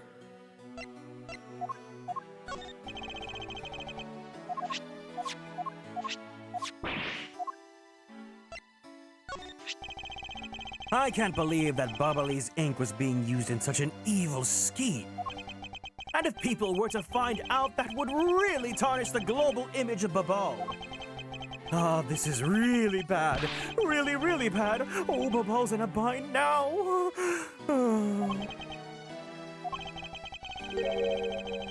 Is it just me, or do his words not match his facial expressions?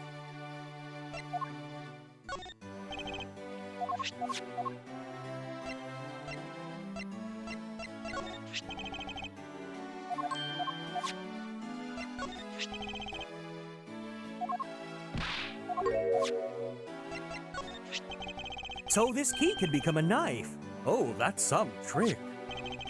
This key was originally stolen from your embassy 7 years ago. Yes, yes, this is fascinating.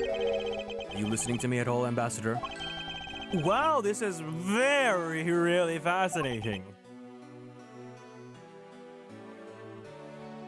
He's so absorbed in playing with the key that my voice is failing to reach him. Oh dear. If people were to find out that a murder occurred at our embassy, the number of tourists would plummet, as would our revenues. It would be a disaster. What are we going to do?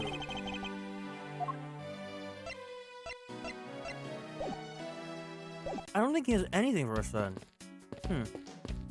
Oh, I guess we weren't done looking at the table.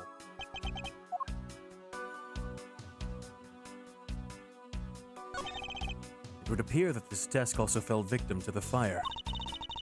But it doesn't look too damaged. Ooh, I think we can rifle through this drawer a bit.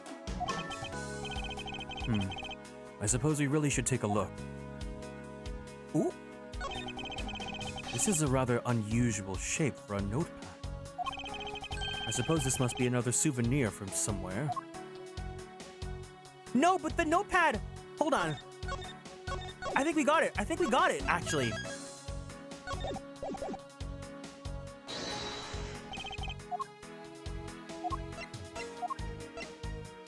Eureka! The shape of this notepad matches the shape of this note that we found. Hey, you're right! What is it? It looks like something straight out of Monument Valley. Oh yes, that notepad is a souvenir from somewhere in your country. We've been collecting them for a purpose of studying them, you see. Yes, I do. You seem to be quite passionate about it. Oh, would you like to see my souvenir collection? I would love to show it to you. Are you sure they haven't been burned to a crisp by the fires? Ambassador Helena, I would wonder if you might recognize the handwriting on this note. This? It looks like Manny's handwriting. I see. In that case... Ooh, did you figure something out? This note was found in Alabast. Specifically, it was found being firmly grasped by the murdered Mask for Mask II! Mask for Mask II? Then this note... Yes. It was a request from Mr. Cochin for Mask II to steal the prejudiced statue. What? Manny tried to steal Alabast's prejudiced statue? We would know for sure if we could run a handwriting analysis. Ambassador, do you have any documents that were handwritten by Mr. Cochin? Yes, I can gather a few and give them to you. I will have to ask Detective Gumshoe later to run the analysis. I can't believe that Manny would even think of doing something like this. Do you have any idea as to why he would have requested the theft of that statue? There's one possibility, but mind you, it is just my personal speculation. Anything you can tell me would be of great help, Ambassador.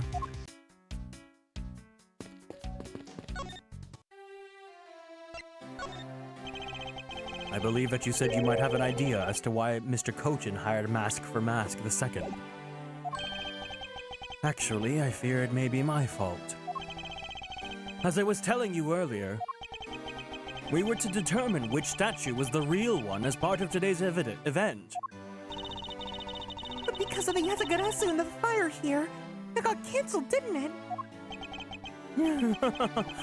I'm actually relieved the rest of the event had been cancelled. For you see, the ball statue, well, it's just a replica. Did Mr. Cochin know about the Babal's prejudiced statue? Of course he knew! That's why he was the only person I could consult with! We'd have to do something once our statue was revealed as a replica. As to be expected, I was very nervous today, as this would impact our country's authority. Yes, I understand. Well, when I told Manny my concerns, he said, let me handle it. It will be all right. I'll find a way to make sure you're the ambassador of the reunited Kotopia. At the time, I thought he was just trying to cheer me up. But when I saw that note, I realized he was serious. Hold it! Mr. Cochin conducted a lot of business behind your back. I assume he did all that to ensure that you are the next Kotopian ambassador. But why was he trying so hard, I wonder? He was so much better at getting things done than I ever was or will be. I don't have an answer yet as to why he was trying so hard. But I suspect he had an ulterior motive in mind beyond the simple kindness. Oh! Here you are, Mr. Edgeworth. All right, speaking of Bara, Detective Gumshoe, have you collected the information that I requested? Yep, got it all right here, sir. Here you go, Kate. Feel free to take a look. It's for you, after all. What is all this, Gummy? It's all the information on this room that I got from the embassy and Interpol people. Now we know exactly how this room was before and after the fire. Good work, Detective. Oh, it was nothing, sir. I'm an expert at getting people to talk. Wow, you two remind me of my father and Uncle Bad. is she clocking us? What do you mean? As prosecutor and detective, your dynamic is just like theirs back in the day. Well, don't you worry. I'm gonna find my own wonderful partner someday. And when I do, I'm gonna become a good Yatagarasu, just like my father, alright? Hold it! Please don't ask me questions to which I have no answers to, Kay. However, I can say that it is truly a wonderful thing to find a partner you can trust. Move, I'm gay. You bet! So what now, Mr. Edgeworth? Well, I'd like to ask you for a favor. Yes? That gadget. Mr. Thief, is it? That thing you call your secret weapon. Oh, you mean Little Thief? You're coming to rely on it, aren't you? Hold it! I don't need a crutch like that. I'm only asking because I need it for the investigation. From the information Detective Gumshoe gathered, and the ambassador's testimony, I'd like you to please recreate this room as it were during the third floor fire. You got it! Alright, here we go! Dark skies of evening, when no other bird dares to take wing, one alone remains all-seeing. Now, witness the true power of a real modern-day Robin Hood!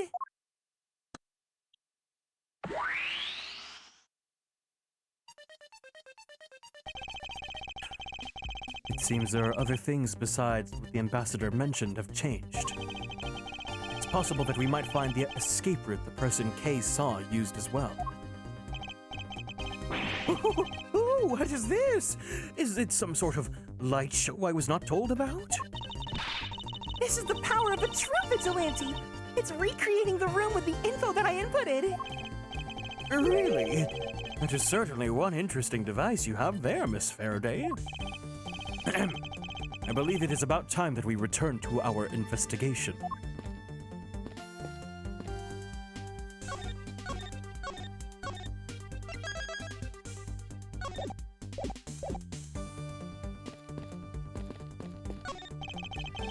It looks like a very comfortable chair. Well, it doesn't look all that broken, so why don't you try sitting in it? No, I'd better not. It's very important. Didn't we read this already?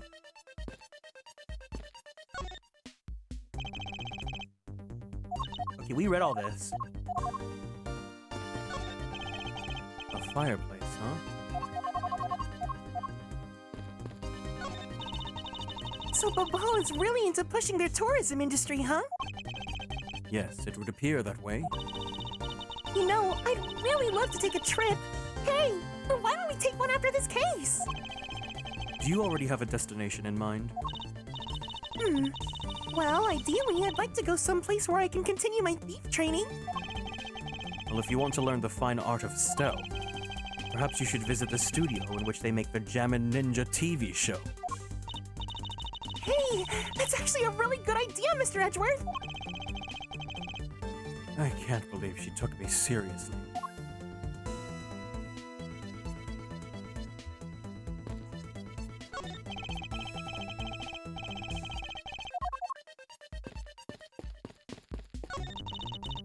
It looks like one of the Babali's knives was already missing before the fire began. So it would seem, especially since the other two knives' handles were burned away. The remaining handle was swapped out with the handle from the real murder weapon. And Babal's national treasure was stolen. Poor Babal, don't you think? I'm not sure I would lump the replica statue in with the rest of Babal's woes.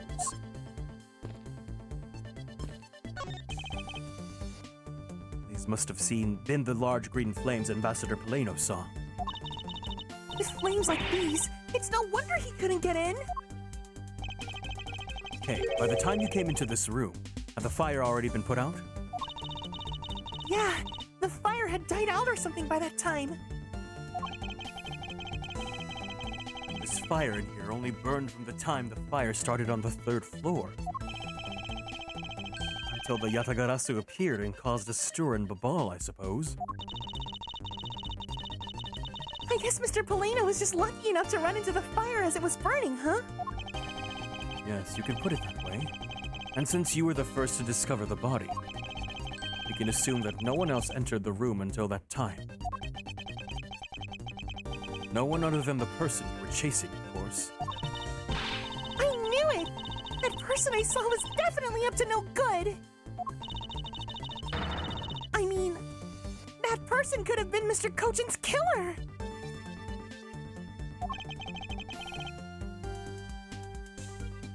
That is very likely to be the case. After all, that person came into this room before you. And must have chosen this room precisely because they knew no one would be in here.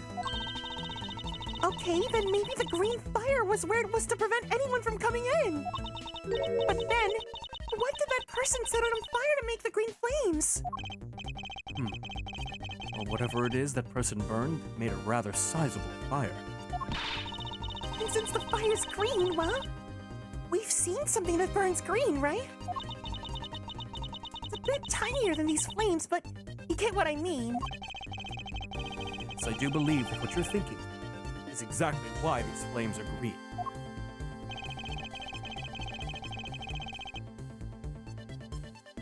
Which fire-related piece of evidence burns the same color as these green flames? Take that! This silhouette lantern. Its green flame comes from the wit crystal oil that it is burning. Yeah, that's the fire I was was thinking of too. I love the green that it gives off. I think we've now established that the green flames were caused by the wit crystal oil.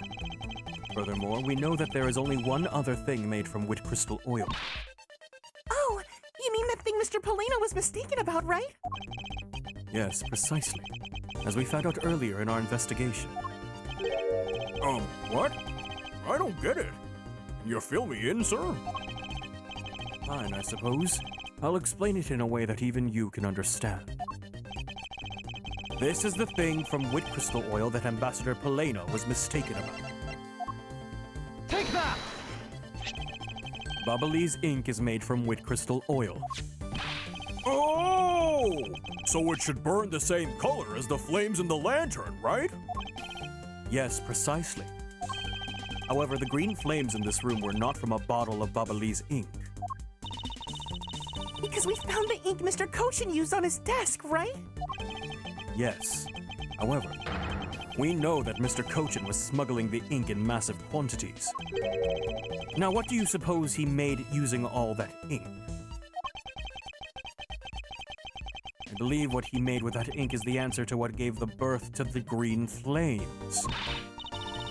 Oh yeah! I'm beginning to really feel the energy coming from you, Mr. Edgeworth. It would appear that I finally found it. The smuggling ring's real goal.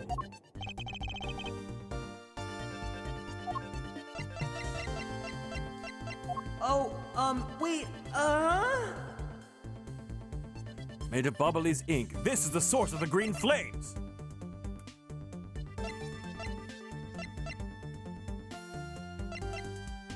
Oh, the fake money! Take that! Take that! What would consume that great of a volume of ink to make? That would be the counterfeit shmoney that the smuggling ring made and are circulating in Jungfa. You're kidding! You're saying that it was Mr. Kochin who made the counterfeit bills? I am. I believe you could even go so far as to say that he stole Babal's printing press. Ambassador, Mr. Kochin had permission to freely use the printing press, correct? Why, yes. And I do remember seeing him use it in the middle of the night. But never did I think he was using it for such a foul deed! Ambassador, because of your secretary's crimes, you will need to be investigated as well. Ah, yes, I suppose so. We've caused a bit of trouble for a few countries, haven't we? It is my duty to search out all who shielded Mr. Kochin and concealed his crime. For they are the ones who started the fire in order to destroy the evidence. Oh, uh-oh. I'm proud of myself for coming up to that conclusion. I haven't had to use a guide at all today.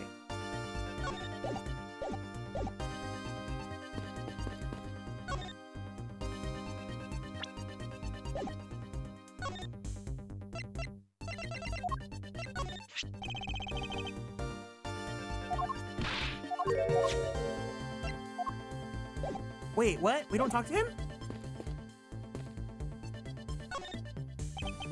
This grandfather clock. It was apparently in a different position before the fire. According to staff members, the clock was flush against the wall before the fire, sir. Which means that most likely it was moved by someone during the fire. Hi, Blue Moss. Welcome in. Speaking of which, it's totally 11 o'clock right now, but I don't hear any chiming. Huh? That's odd. It was still chiming right on the dot of every hour this morning. Maybe the fire damaged its internal mechanisms or something. Ambassador Polino, may we take a look at inside this clock? Sure, go on right ahead. Detective Gumshoe, if you could please inspect the insides of this clock. Yes, sir. I'm on it. Mr. Edgeworth, I found the inside, sir. It looks like a length of wire. So this is what caused the clock to stop chiming. What was a long length of wire doing inside this clock in the first place?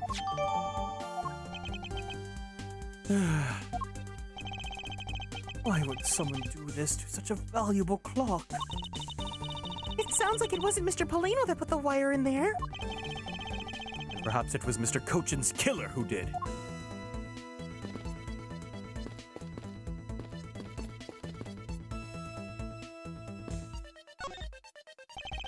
Detective, you took part in the initial Babal investigation, correct? Yup, sure did. I also helped put out both fires, sir. But that first fire took me by surprise. I had a tough time escaping the 5th floor. First, I tried the elevator, but I guess someone else had the same idea because it was in use. If I hadn't remembered to use the stairs at that point, I'd have been burned to a crisp. Bro, aren't you like not supposed to use an elevator when a fire breaks out? Wait, that's odd. We always warn our staff that in case of a fire, it's dangerous to use the elevator. Oh? Maybe someone wrote it in a fit of panic. Detective, did you see the quote-unquote Yatagarasu that came into the Bubbly's embassy at all? I didn't personally. The other staff members told me they never got a good look at the person either, sir. I wonder if you could tell me a bit more about what you discovered, Detective. The second fire broke out around the time the Yatagarasu was spotted in Alabast. But that's also when a suspicious person was spotted in Babal, which caused some panic. Hold it! So no one was able to get a good look at this Yatagarasu that entered Babal? Yeah, all they saw was a mysterious person wearing a long coat. But that's not enough to make a positive ID, you know? Still, it was enough to make the people who received the calling card panic even more. A person in a long coat. Sounds like the exact same person I saw. The Yatagarasu that appeared in Alabast was proven to be just a fabrication, a shadow. In light of that fact, the Yatagarasu that appeared in Babal is also suspect. You can't be serious! Not when they're this close to capturing the fake! I mean, Callisto, you! Luna, thank you for following and joining the Konstellations. Welcome in. So the Yatagarasu appeared, caused mass confusion, killed Mr. Kochin, and then disappeared.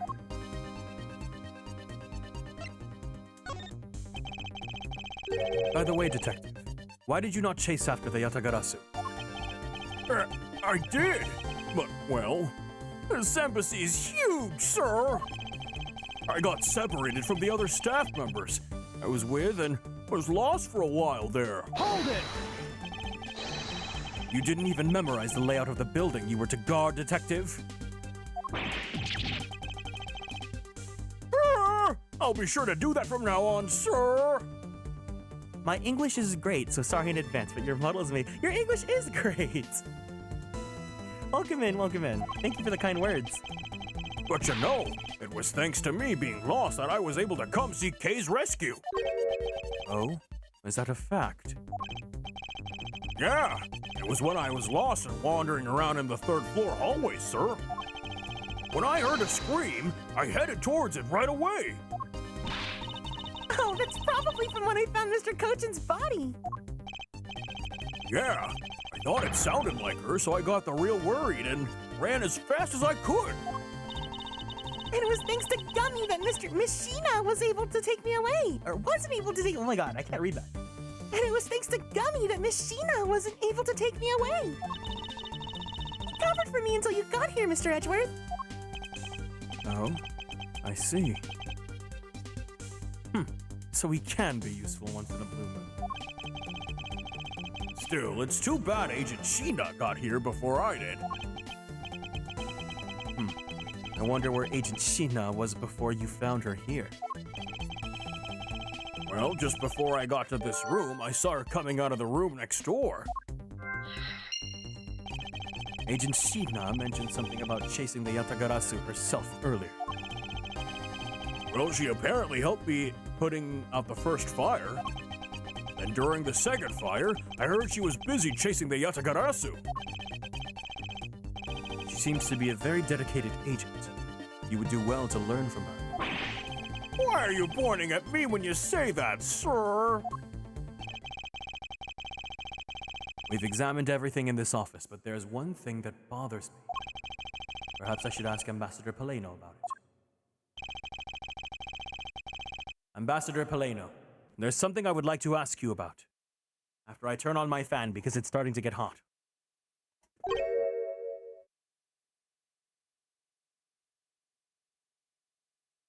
Oh, I hear the elote man. Corn sounds so good, but I really want schmeat right now. Yes. About this office, it appears to me to be very similar to the Ambassador Alba's office. For example, the location of the fireplace and the position of the grandfather clock. Oh, that's right. You've also paid a visit to the Alabastian side of the embassy. Our two embassies actually used to be one, you know. Yes, I know. Even the pamphlet mentioned that. Which is why the building is bilaterally symmetrical. So no matter which room, the location of the fireplace and the like are exactly the same. Even where the art is located is the same, as my room is currently under renovation. We worked hard to make Manny's room look like the ambassador's office. You mean for your handshake photo op with the Jammin' Ninja? Yes, that's right. I mean, what's a photo like if it's like that worth if it's not taken in the ambassador's office, right? It's another odd expression of Babal's obsessively competitive spirit with Alabast, I take it. Thank you, Ambassador. That piece of information is all I needed to connect the dots. Eh? Connect what dots? Well, anyway, I'm glad I was able to be of some help. Okay, so now we gotta do the big brain stuff. Dang, this case is long!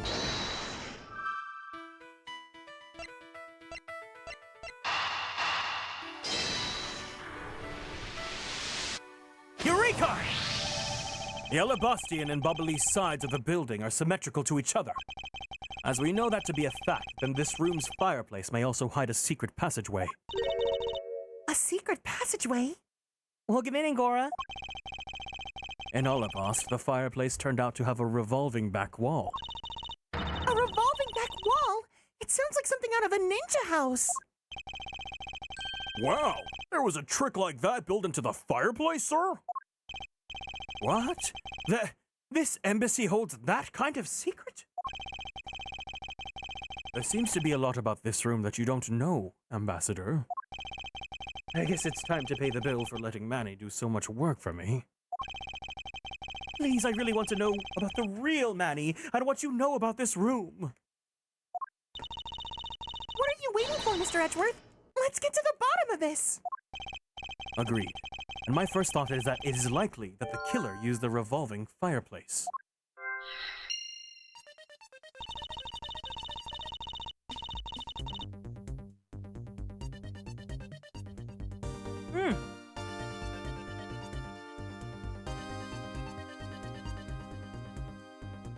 I have these little cookies from Trader Joe's. They're like gingerbread people, and they're like frosted with white chocolate. So they're just so yummy.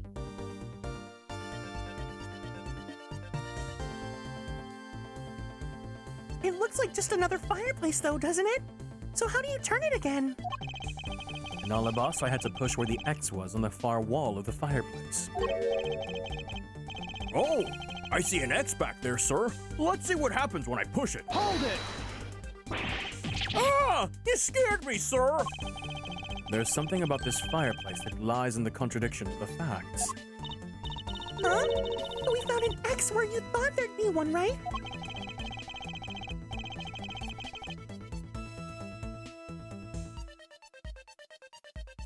We did, but that is not what I was referring to. Something is missing from this scene.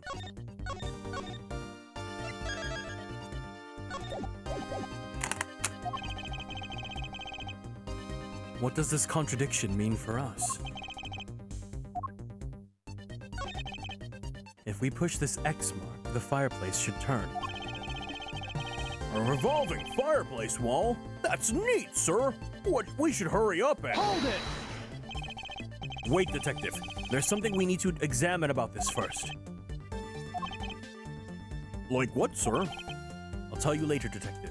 For now, let's continue with the investigation. All I see inside this fireplace is starter wood. Huh? That's odd. It doesn't match up with what Mr. Polino said earlier. What is the meaning of this contradiction?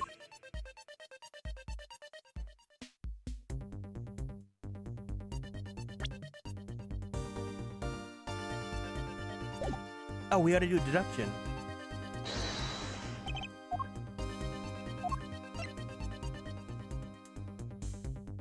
Eureka! Ambassador Polino, you said that you burned some old files in this fireplace today, correct? Yes, I burned quite a few files this morning, actually. And after you did, you forgot to clean off the ashes from the fireplace, correct? That's right, but why are you asking? And why are you making such a scary face? I'm sorry, I admit I am a bit intimidating when I am serious. In any case, take a good look at this fireplace and tell me what you find odd about it. Let's see. Huh? Where did all the ashes go? What is the meaning of this, Mr. Edgeworth? You don't really think that Ambassador Polino is lying, do you? No, there's no reason for him to lie. And I don't believe his testimony is wrong either. It is the fireplace that is causing the contradiction. Kay, I wonder if you might update the fireplace data for me. You got it! I'll add in the ashes from the burnt files and... Sounds like we pretty much figured everything out now, huh? Well, it was nothing. All I did was follow where our lead led us. Oh, I sense it coming on! You're about to dazzle us with something again, right? Oh, you mean it? Well, it's what Mr. Edgeworth is known for, you know. There's really no need for you two to dance around the name of what I'm about to do. Of course, I'm best known for Yowie.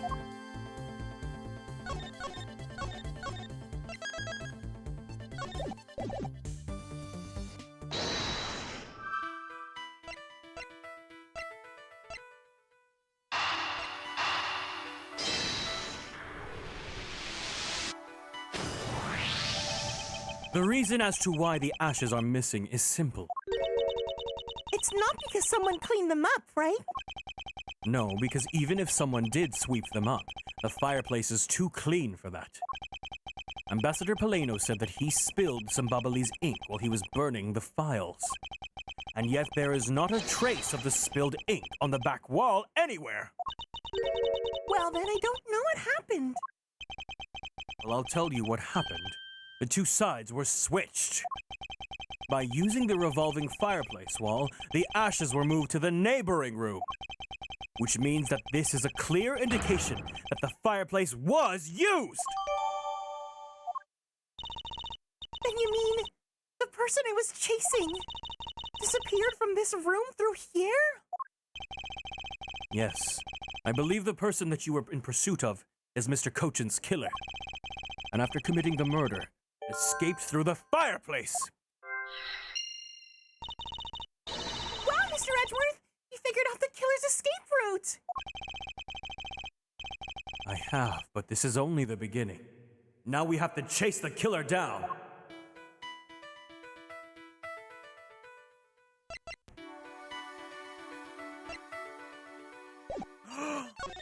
She was in the room. Is she not the killer? Not another baddie with a bob.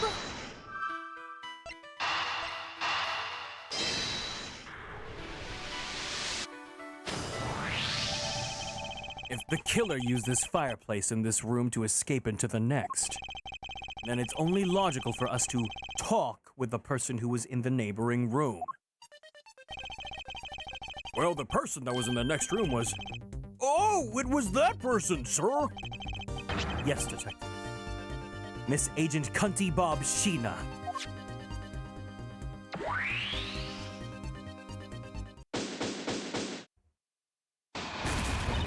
This is what a superstar looks like. It's beginning to look a lot more like Christmas. And Miss Sheena is the killer, isn't it? Let's not jump to conclusions yet. We need to go through what we know so far. She came running straight into this room from the next one and instantly accused you. Furthermore, she claimed that it only could have been you that killed Mr. Cochin. I don't have any proof yet, however. I know she's hiding something from us. Okay then, why don't we ask Miss Sheena herself? Hold it! No, not yet. There's something that needs to be done first. Detective Gumshoe! Sir! Is it my turn to do something, Mr. Edgeworth? Yes. I have a two-part special assignment for you. First, I need you to run a handwriting analysis on Mask for Mask II's note. Okay, I'll get the lab boys on that right away. Second, I want to see if you can fit through the revolving fireplace wall.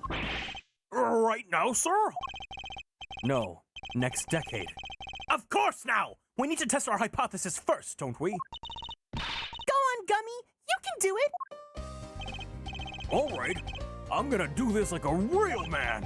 Here I go, through the fireplace with my big, beefy, large body and back!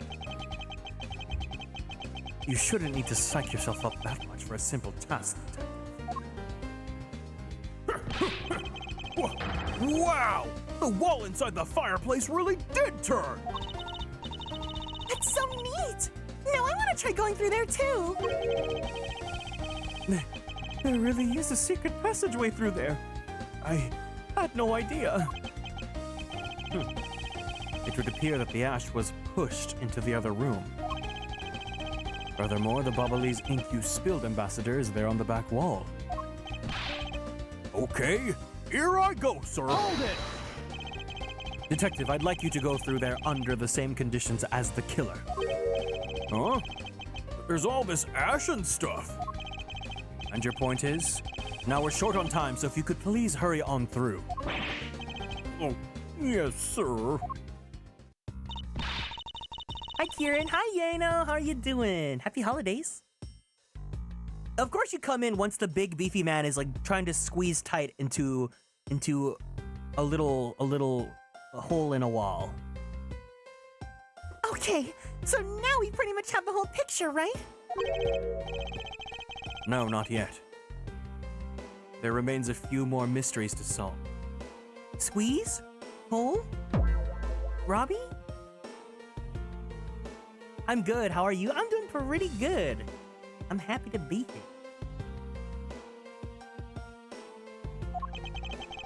Tight? Such as the Yatagarasu's whereabouts, the other smuggling ring members. Don't look at me. The two weapons that made it across the border, the key Miss Yu stole about 7 years ago. In fact, we haven't figured out a thing regarding— Wait.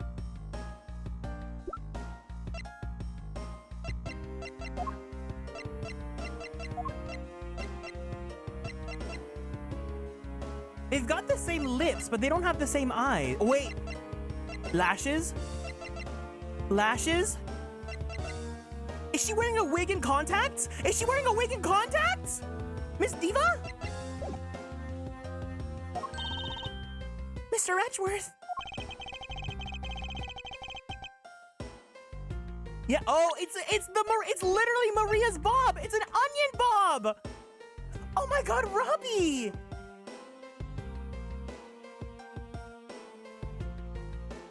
It's your next diva.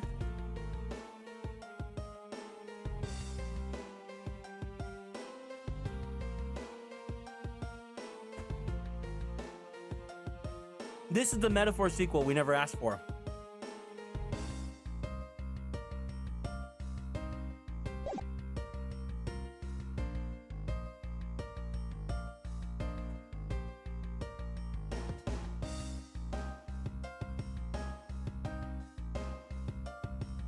A number of pieces connect in a very complicated way in this case.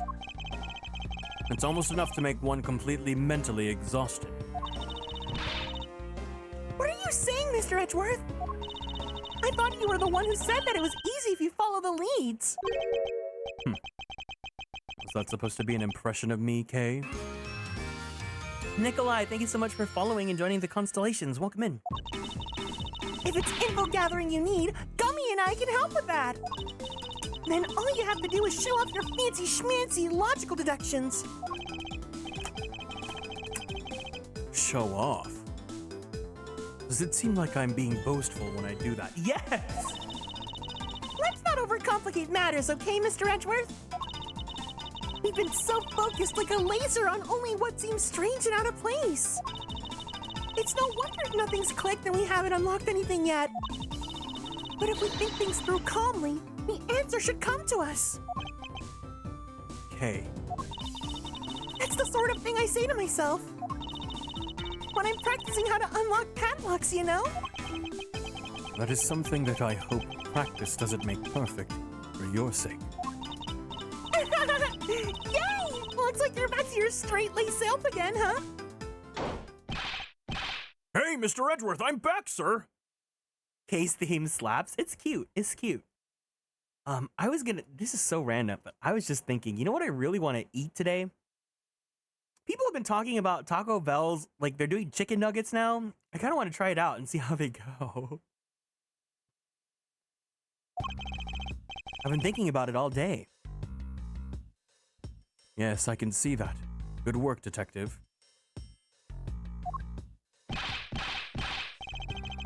You will have to let us know. I will. Looks like you can use that fireplace like a door, sir. Are you all right, Gummy? I'm okay. It's just a bit of ash and dust, that's all. Your jacket has gotten quite filthy. You should probably take it off. I see the hem has practically turned black. Yeah, well, quite a bit of unburned ink got on it, sir.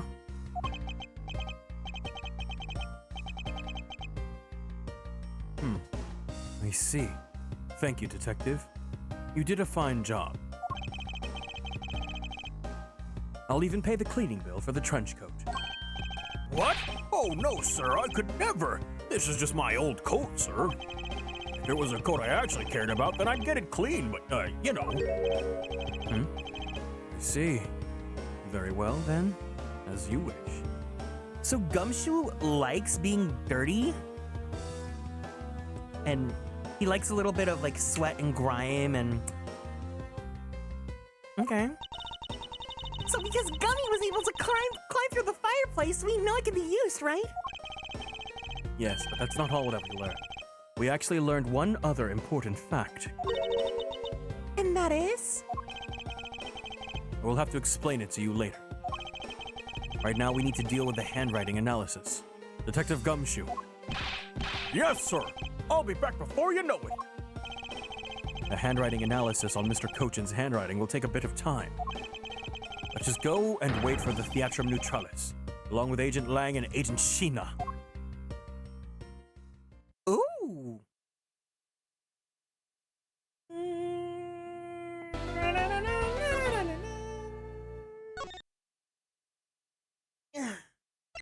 Are we at the end now? No, we're still in the... This is a long case. But you have to... It's Sheena! It's Sheena! The bob is a wig! March 14th, 11:33 p.m. Theatrum Neutralis, lobby.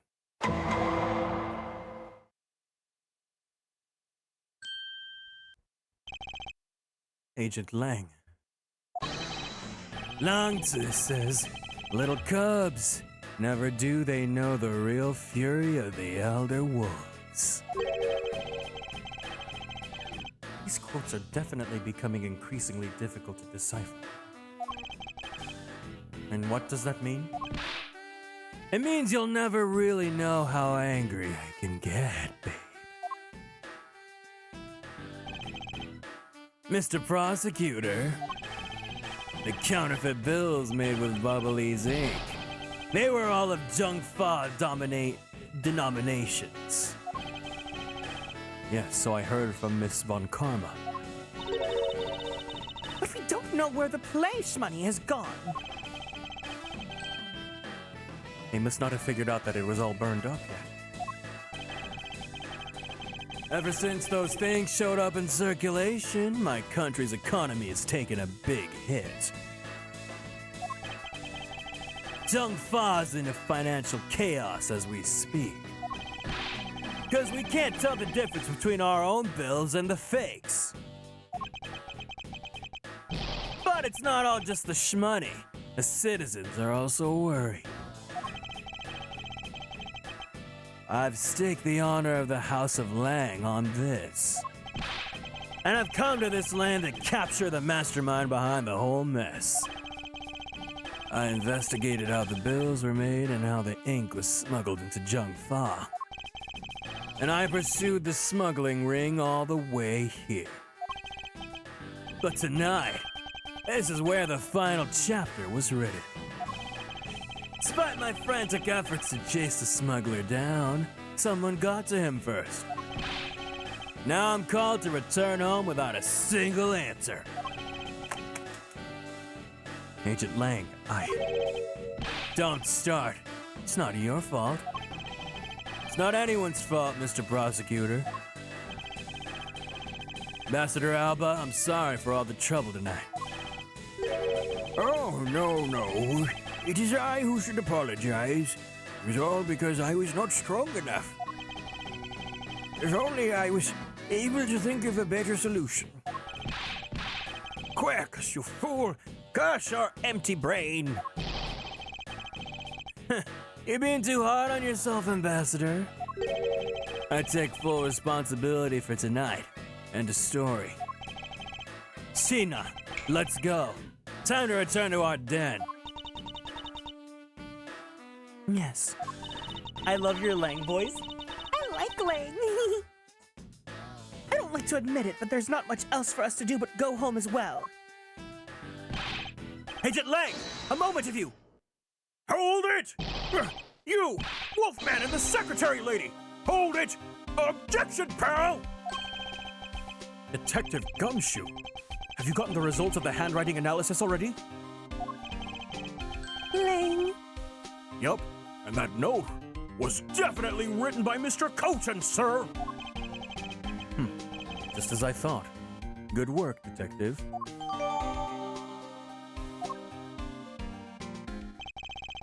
Hey, Mr. Prosecutor. How long do you intend to hold us up for? Sorry to have you made you wait, but I believe now that everyone is finally here. Agent Shina, I would like to ask you something, if you don't mind. Yes. How exactly did you fail to see the Yatagarasu? When you were in the neighboring room to where Mr. Coachen was killed! I'd like you to explain that to us. Wait, she literally looks like Lady Gaga the Fame era. Like she's got the cunty bob and she's got the glasses. Like, didn't this game come out during that era? Hold on. This game came out like what, 2006, right? Isn't that literally prime Lady Gaga the Fame era? What? Hey, Mr. Prosecutor. What are you doing asking her about something she didn't see? Agent Lang hasn't touched the Babal investigation at all. So I suppose I will need to explain a few things to him first. Miles Edgeworth, I can't even begin to imagine what's going on in that head of yours. The only thing going on in my head is the pursuit of the truth. Oh, it sounds like you have some sort of plan. Very well. I'll supervise you until the end. Is she going to treat me as a subordinate for the rest of the day? You're not trying to pick a fight with my subordinate on some flimsy guess, are you? I'm not trying to pick a fight, and the evidence is hardly flimsy, as you will see.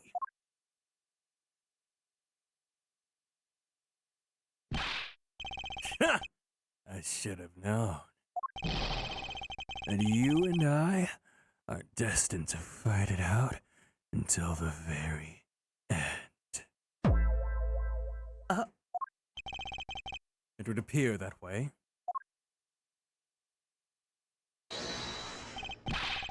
Well, I'll prove her innocence. So let's see what you got, Prosecutor Edgeworth.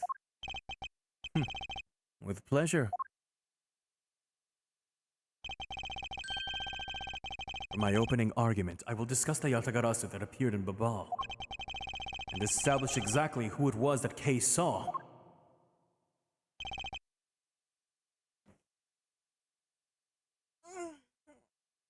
With our mouths? Oh. Agent Lang, I assume you've been briefed on Kay's testimony. You mean this suspicious person in a coat that she saw? That's right. The person is one of the keys to solving this case. The person who pretended to be the Yatagarasu!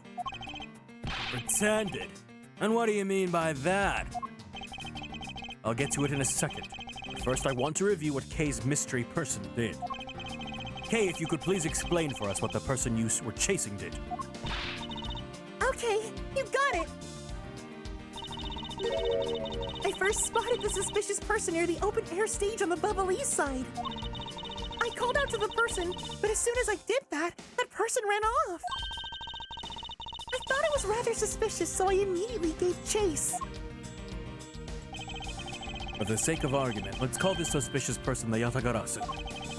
Now please tell us what happened when you chased the Yatagarasu to the 3rd floor. Can't do!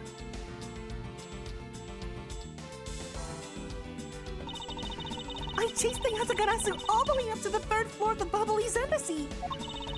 It was a pretty straight chase down the hallway until the sudden turn. The Yatagarasu disappeared around the corner, so I did my best to catch up. When I turned the corner, I saw the Yatagarasu run into Mr. Kochin's office.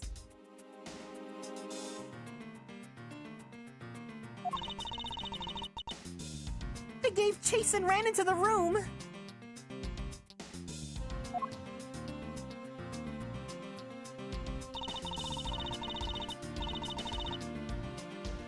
But when I entered the room, it was pitch black.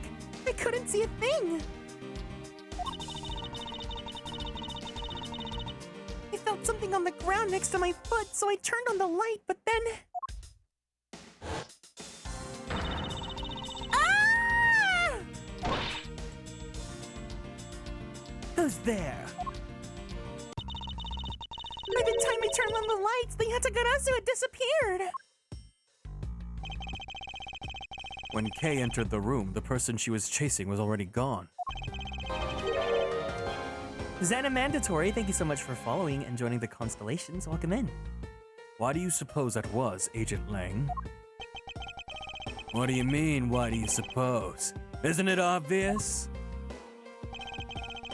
The person that slipped out through the door behind the girl under the cover of darkness. Objection! Sorry, but I know for a fact that that person didn't escape through that door. Oh? And how do you know that with such certainty, huh? That's easy. If the Yatagarasu had left through that door, they would have run into this person. Oh, snap,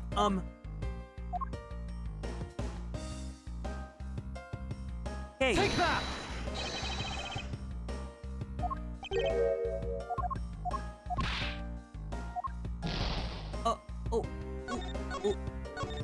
Okay, I need to say before that argument.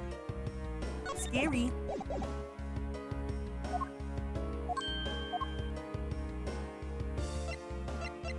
Take that! Oh no! I'm like flopping. Rick Sager, thank you for following and joining the Konstellations. Welcome in.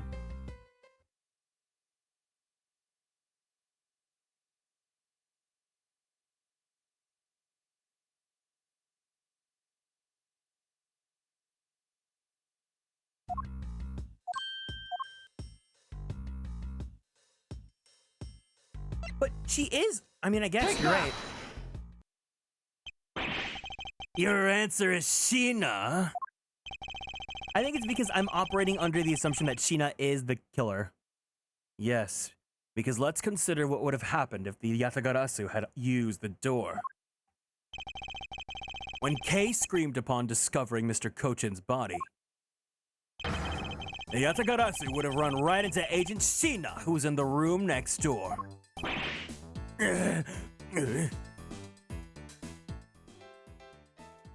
Yeah? Yeah? Yeah? Welcome in, Xana Mandatory. Can we give Xana Mandatory a warm welcome for being new here in the chat? Agent Shina, would you mind telling us if you saw the suspicious person in question? How does Lady Gaga sound? Hold on.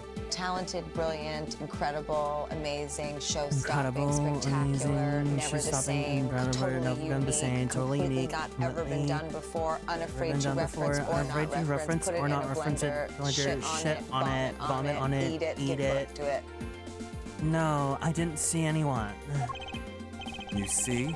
Therefore, the Yatagarasu could not have... It just means that the creep slipped out before Shina made it out into the hallway. Objection! I doubt that, as there was another person in the hallway. A certain detective. Detective Gumshoe, where were you exactly at that time? Me, sir? Well, when I heard Kay scream, I ran towards Mr. Kochin's office from the opposite direction of Agent Shina, sir. So, Agent Lang, can you explain how someone could have eluded both of them? Even you must concede that under these circumstances, the door was not a viable route. Way to go, Mr. Edgeworth! You nailed him with just an explanation of what happened! Yes, I nailed him. And eliminated one of the possible escape routes from that room. But this is far from over. I need to make Agent Lang aware as well of yet another possible escape route the Yatagarasu could have taken.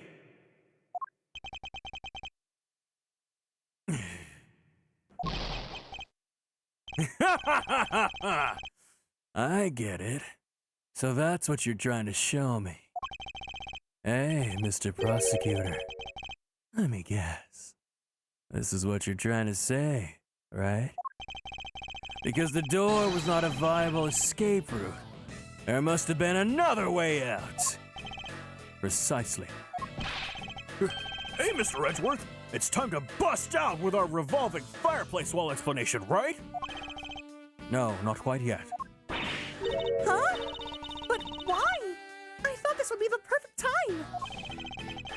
The revolving wall on the Babalee side is known only to 4 people.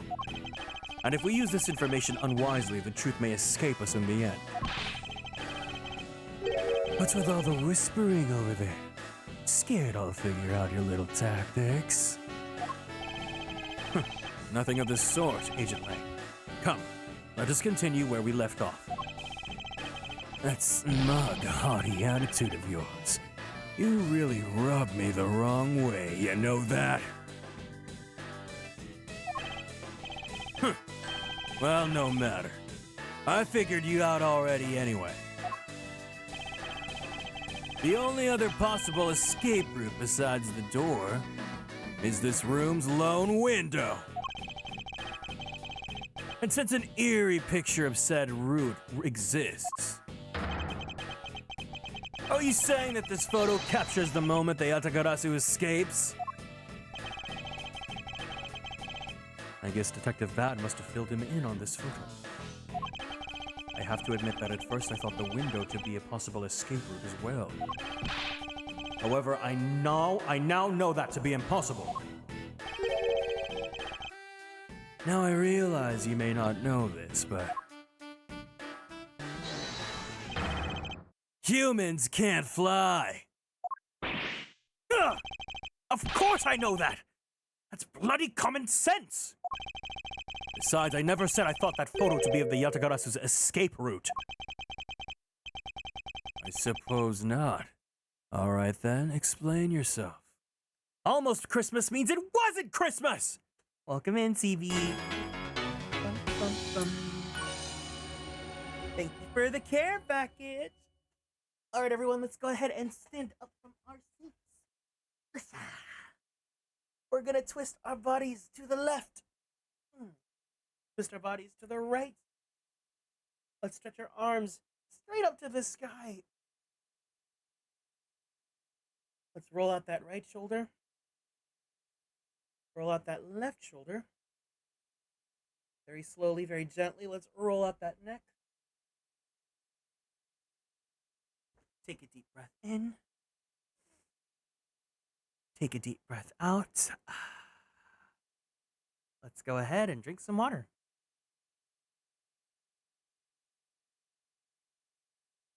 Thank you for taking care of me.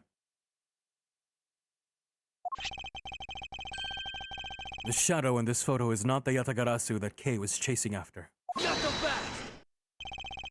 You can say whatever you like in whatever language you want. But there's only one language I really understand. The language of evidence. Very well then. I present to you proof that the person Kei saw is not the same as the one in this photo.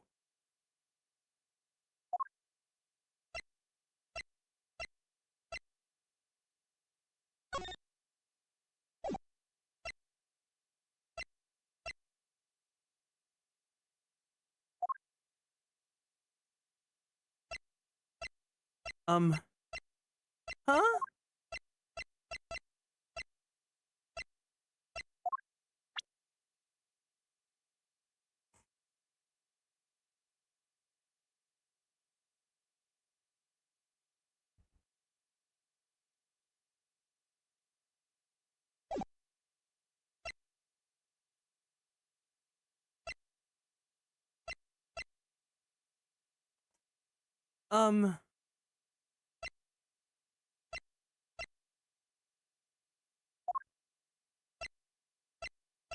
What do I present? Take that! Let me explain to you precisely why the shadow in this photo is not the Yatagarasu that Kei saw. Kei spotted the Yatagarasu headed for the 3rd floor during the 2nd fire. However, the photo in question was taken just after the 1st fire. Yeah! Way to go! That's twice you've hit him in the butt now! Kei? Not so fast! We're not done yet. You still have to explain what that shadow was. And how the Yatagarasu escaped. I don't suppose you can answer both, can you? Regarding the photo, I admit that we don't understand what it means quite yet. Ha! As I thought. However, the Yatagarasu's escape route, now that I can answer. You can? Well then, Mr. Prosecutor, go on, enlighten me. Hold it! Even if I explain it, you try to find some flaw with what I have to say. You were busy heading up the Alabastian investigation, correct? In that case, I doubt you have much knowledge about the Babalese side of the case. So it wouldn't be best if the lead... Wouldn't it be best if the lead on that side, Agent Sheena, explained in my stead? Sheena's my subordinate! If I don't stick up for her, how can I look her in the eyes and call her my boss? Call myself her boss?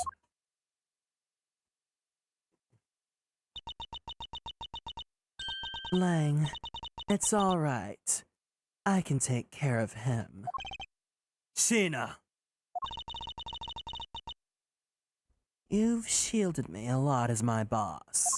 Talented, incredible, never the same, totally unique, never been done. But it's time for me to prove my worth. All right. If you're okay with it, then you have my support. Finally, it's down to just Agent Sheena and myself. This is where the battle really begins. Now, what is it you'd like to ask? Let's see. Why don't we start with your movements inside the Babalese embassy?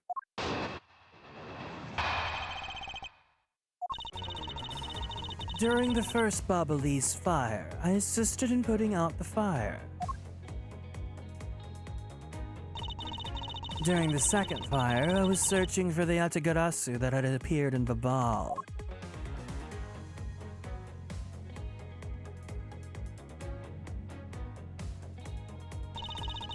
While I was searching, I heard a scream coming from the next room over.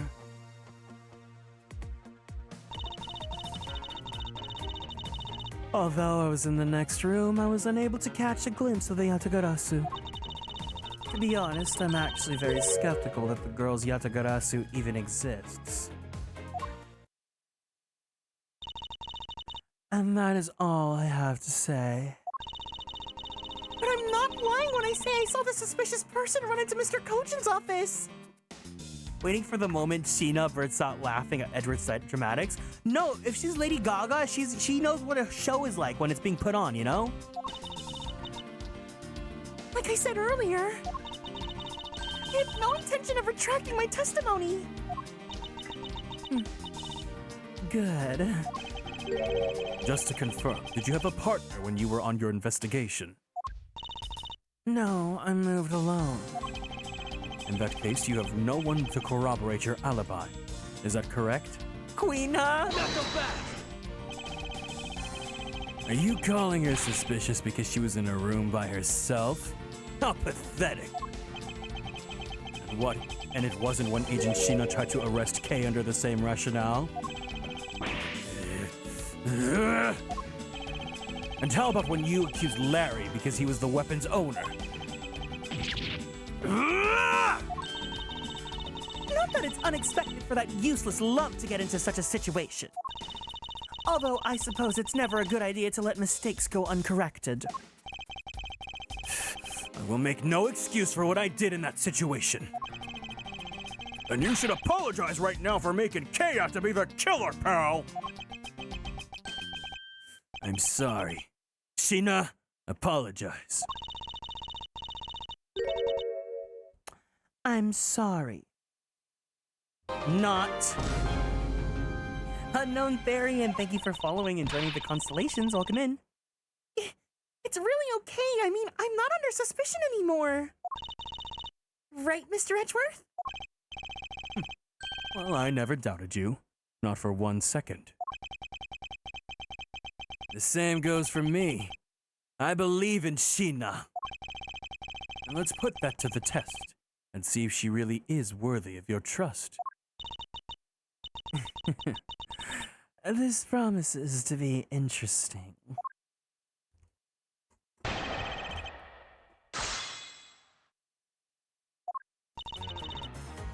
Hold it! Hold it!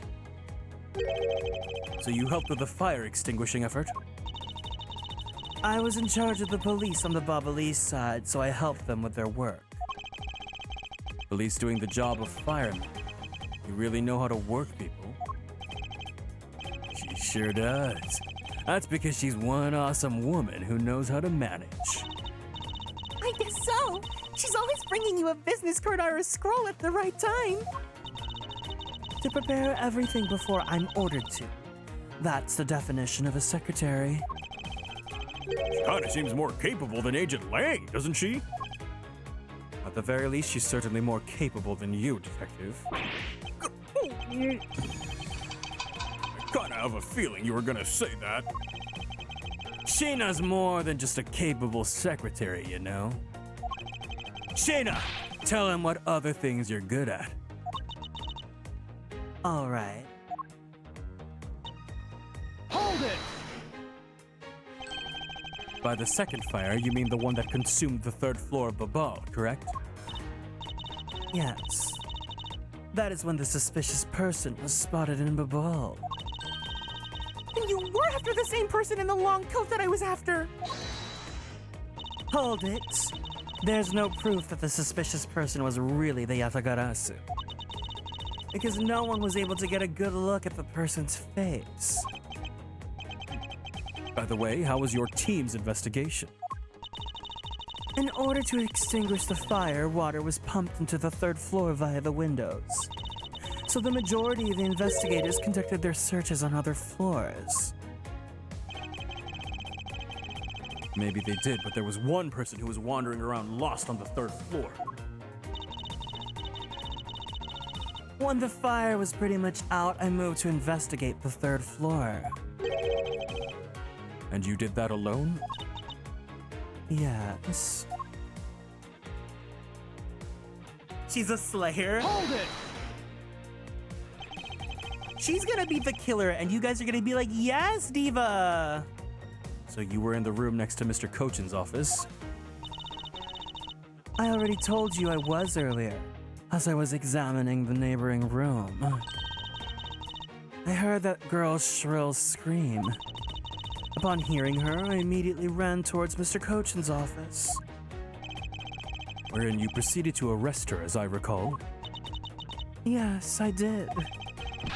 But she was totally innocent, pal. I thought we'd already cleared that up.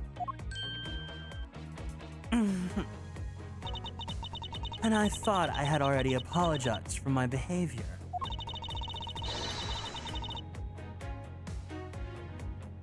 Now, if the tenacious detective would be so kind as to be quiet. Oh! I have to agree. Right now is not the time to take issue with that. Oh, not you too, Mr. Edgeworth. But what I do take issue with is the fact that you didn't see the Yatagarasu, Agent Shina. Or my... What?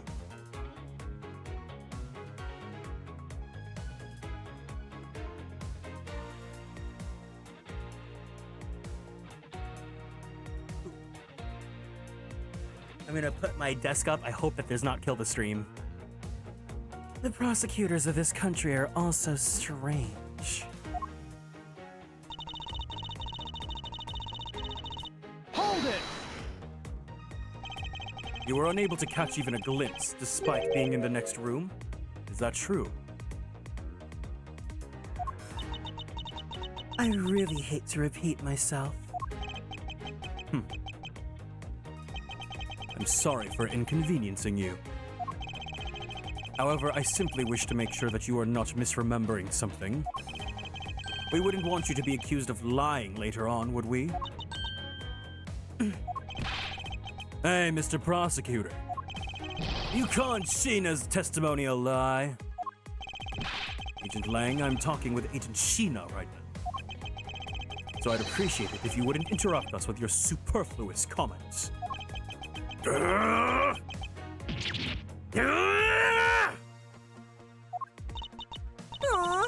you know, I feel kind of bad for him. I understand his pain at watching one of his subordinates being accused.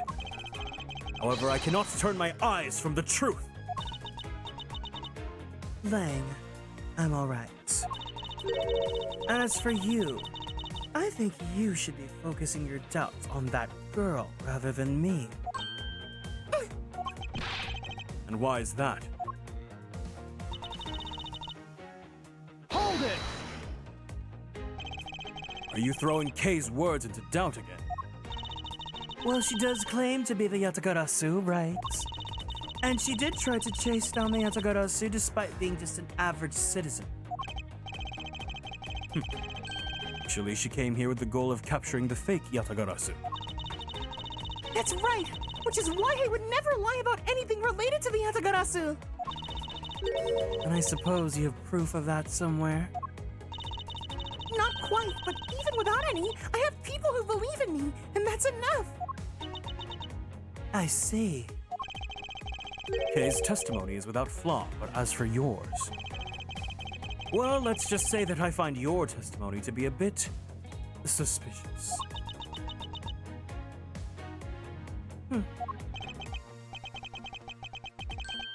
There seems to be a very large flaw in her testimony. Oh? Then why don't you show her using what we found with Little Thief? I will, in due time. The escape route of the Yatagarasu that Kay was in pursuit of. It turns out that it really does lead right into Agent Sheena. And what is it that she's keeping from us right now?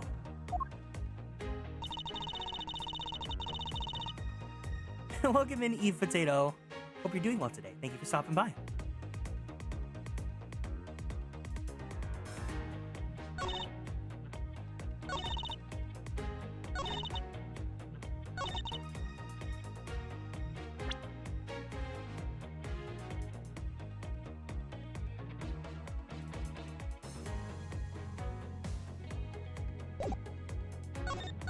Time to save.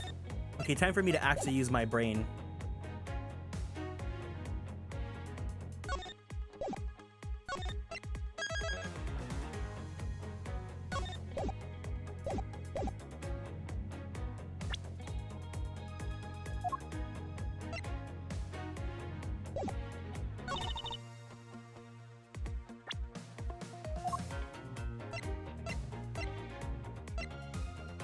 Objection! Objection! Being in the room next to Mr. Kochan's office is the problem with your testimony. Not so fast! Mr. Prosecutor, I don't see what problem you're talking about at all. Agent Lang, do you recall the secret we discovered about the Alabastian office fireplace? Huh? Oh, you mean how it connects the office with the room next door? What about it? Well, Alabas isn't the only country with secret connecting fireplaces. What? The fireplace in Mr. Kochan's office holds the exact same secret. What? The Yatagarasu didn't escape through the door to the room or the window. The escape route was through the revolving fireplace wall and into the next room over!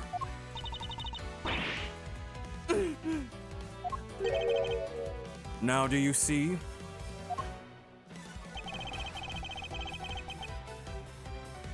If the Yatagarasu had escaped into the next room, then the thief would have run straight into Agent Sheena! Meaning that it's impossible for her to have missed the Yatagarasu! Ayah! What's the meaning of this, Miles? Well, do you care to explain, Agent Sheena? How have you managed to completely miss the fleeing Yatagarasu? Or shall I? Oh. Anime eyes, you can't see them anymore. You claim you were in the next room. Your claim that you were in the next room is a lie all along, wasn't it? The truth is, you were the one Kay saw in the coach. Pretending to be the Yatagarasu, and you were the one she chased after. As you tried to lose her, you ran into Mr. Kochan's office and headed for the fireplace. Then you shed your coat in the next room, leaving it there to emerge as Agent Sheena. After that, you came back around to place Kay under arrest. Does that sound about right? If not, then speak now or forever hold your peace. How dare you make Kay look like the bad guy when you're the suspicious one, pal?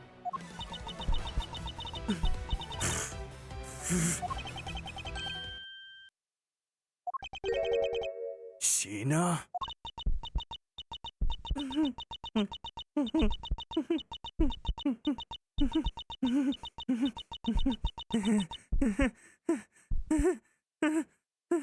Why is Lang sweating so much? Because hot guy sweat.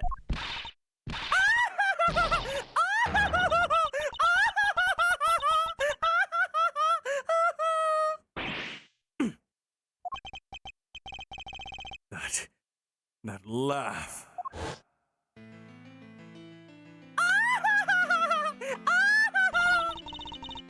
I remember this irritating laugh. Outed by the irresistible urge to XD. I'm getting chills down my spine. It can't be, but it has to be. Sheena, what's wrong with you? I'm sorry. It was so funny that I couldn't help but laugh. Funny, you say? Yes, that you would accuse me of being the Yatagarasu. The prosecutors of this country really are all so very strange. Do you think that you can get away with this by simply laughing it off? You think I'm taking things too lightly? I think not. It's the prosecutor who is. Look, everything you said earlier is nothing more than mere speculation. The Yatagarasu fled through the fireplace. Do you have any proof to back up your claim? If you don't, then you haven't proven a thing regarding the Yatagarasu's escape route. The tone of voice you're taking with me now has certainly changed.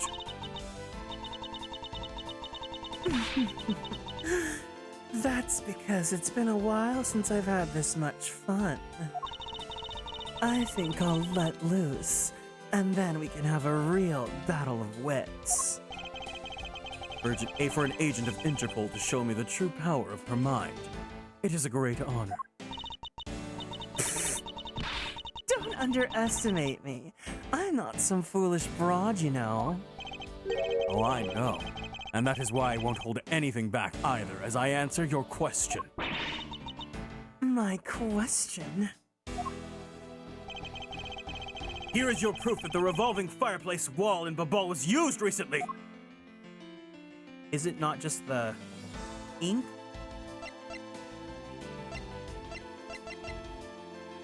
Oh, the wire! Take that!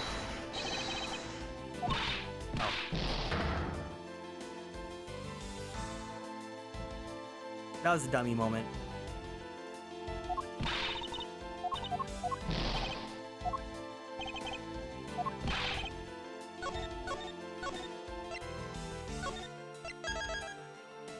It's just the door, isn't it?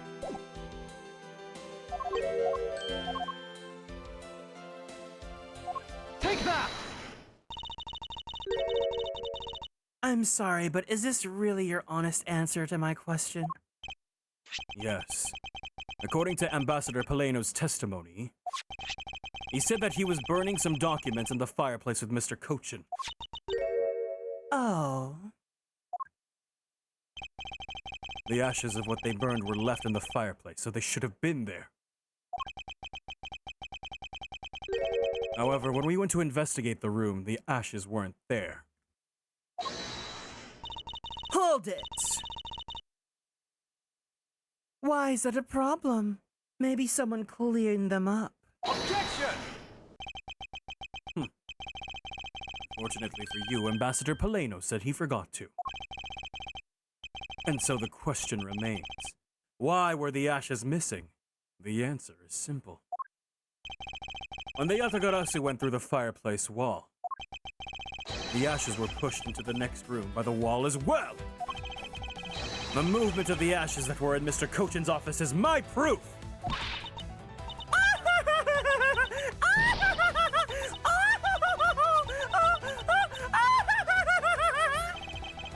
And just what is so funny? Ashes proof? Are you even allowed to submit such flaky evidence in court? You still wish to fight us? Of course. Why wouldn't I? In that case, let's hear your counter-argument. Alyssa, thank you for following and joining the Konstellations. Welcome in. My counter-argument, huh? This really is just like being in court. To me, we're simply continuing from where we left off all those years ago. I have no idea what you're talking about. It doesn't matter if we're at a crime scene or in court. Let's finish this here and now! I suppose. I've had a lot of fun today, but I grow weary of this game of cat and mouse. Let's make this the last testimony and wrap up this absurd case once and for all. Sheena's rebuttal. In my eyes, all you've proved is the rotating fireplace wall was used. But you can't really call that proof the Yatagarasu used the fireplace, now can you? So then who was it that used the rotating wall? Show me your answers with real evidence. Remember, we've already finished a very thorough investigation. And we found not a single suspicious thing in Mr. Cochin's office.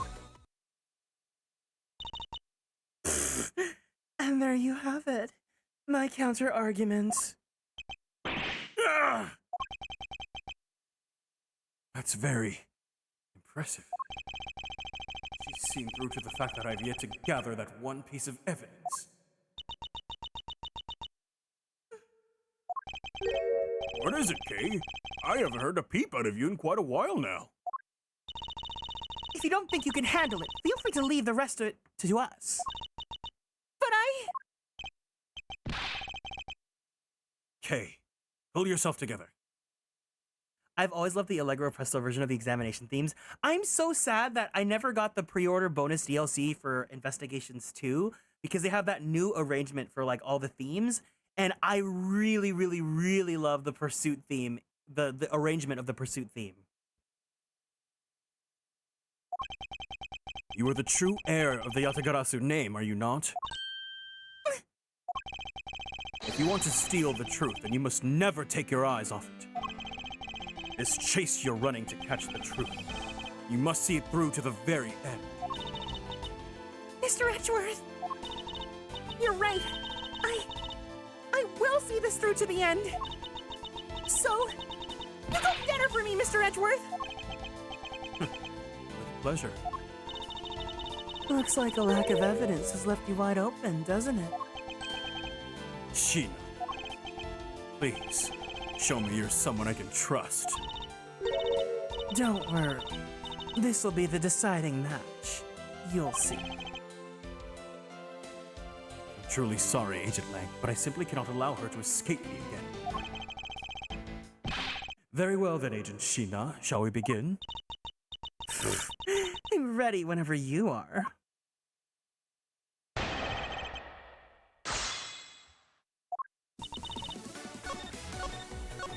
Oh, dun dun dun dun.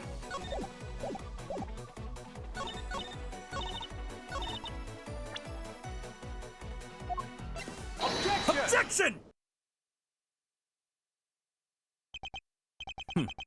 Well, you say that you and your agents have finished your thorough investigation. Are you absolutely certain that you didn't overlook anything? This is the one time I'm like, I have it, I know it, I got it. Well, aren't we full of ourselves standing there insulting Interpol agents? You'd better not be insinuating that my men are incompetent, Mr. Prosecutor. I'd never do that. However, it doesn't change the fact that they did overlook something. I'd like for you to take a look at this length of wire. And what exactly is that supposed to mean? A length of wire? So what about it? I'll tell you what.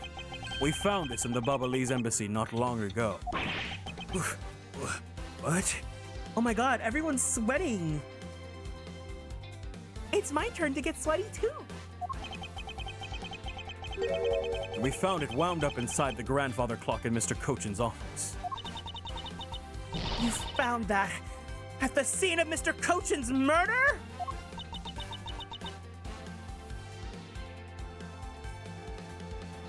The Tekken Sweat Slider! Yeah! Yes! I want to play more Tekken. I had so much fun last time. I had fun doing the photo mode and taking photos of shirtless Clive sweaty, but you know. This wire wasn't all that we found. We found one other very important thing. There's more. In Mr. Cochin's office, there were signs that someone had burned the counterfeit bills there! What in the... Ay-ya!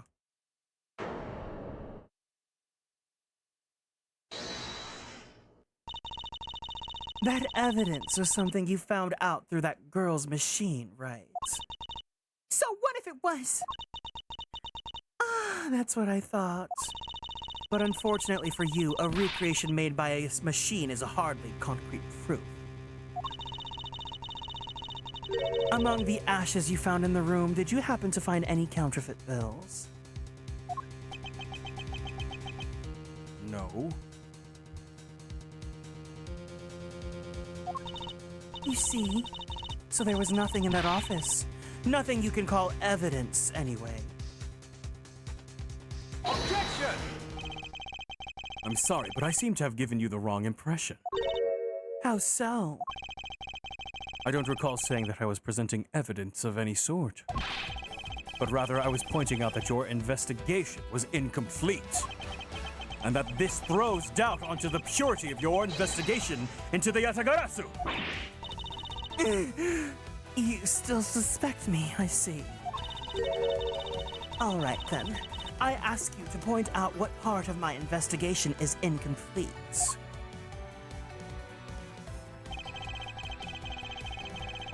The other Interpol agents work under the command of Agent Sheena.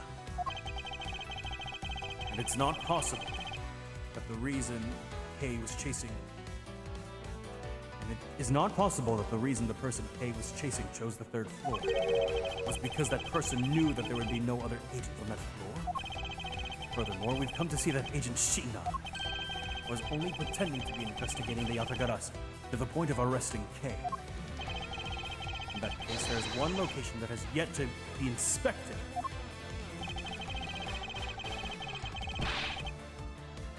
Your team's investigation was incomplete because they failed to inspect this location!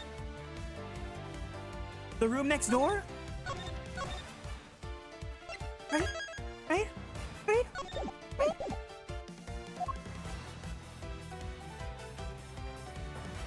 Take that! The location, Agent Sheena, is of course the room you claim to have examined. I believe the room next to Mr. Cochin's office warrants a thorough inspection. Even if you do that, I doubt you'll find anything of use to you there. I will be the one to decide that. Detective Gumshoe. Yes, sir, I'm on it. I'll be right back after I check out the room next to the office.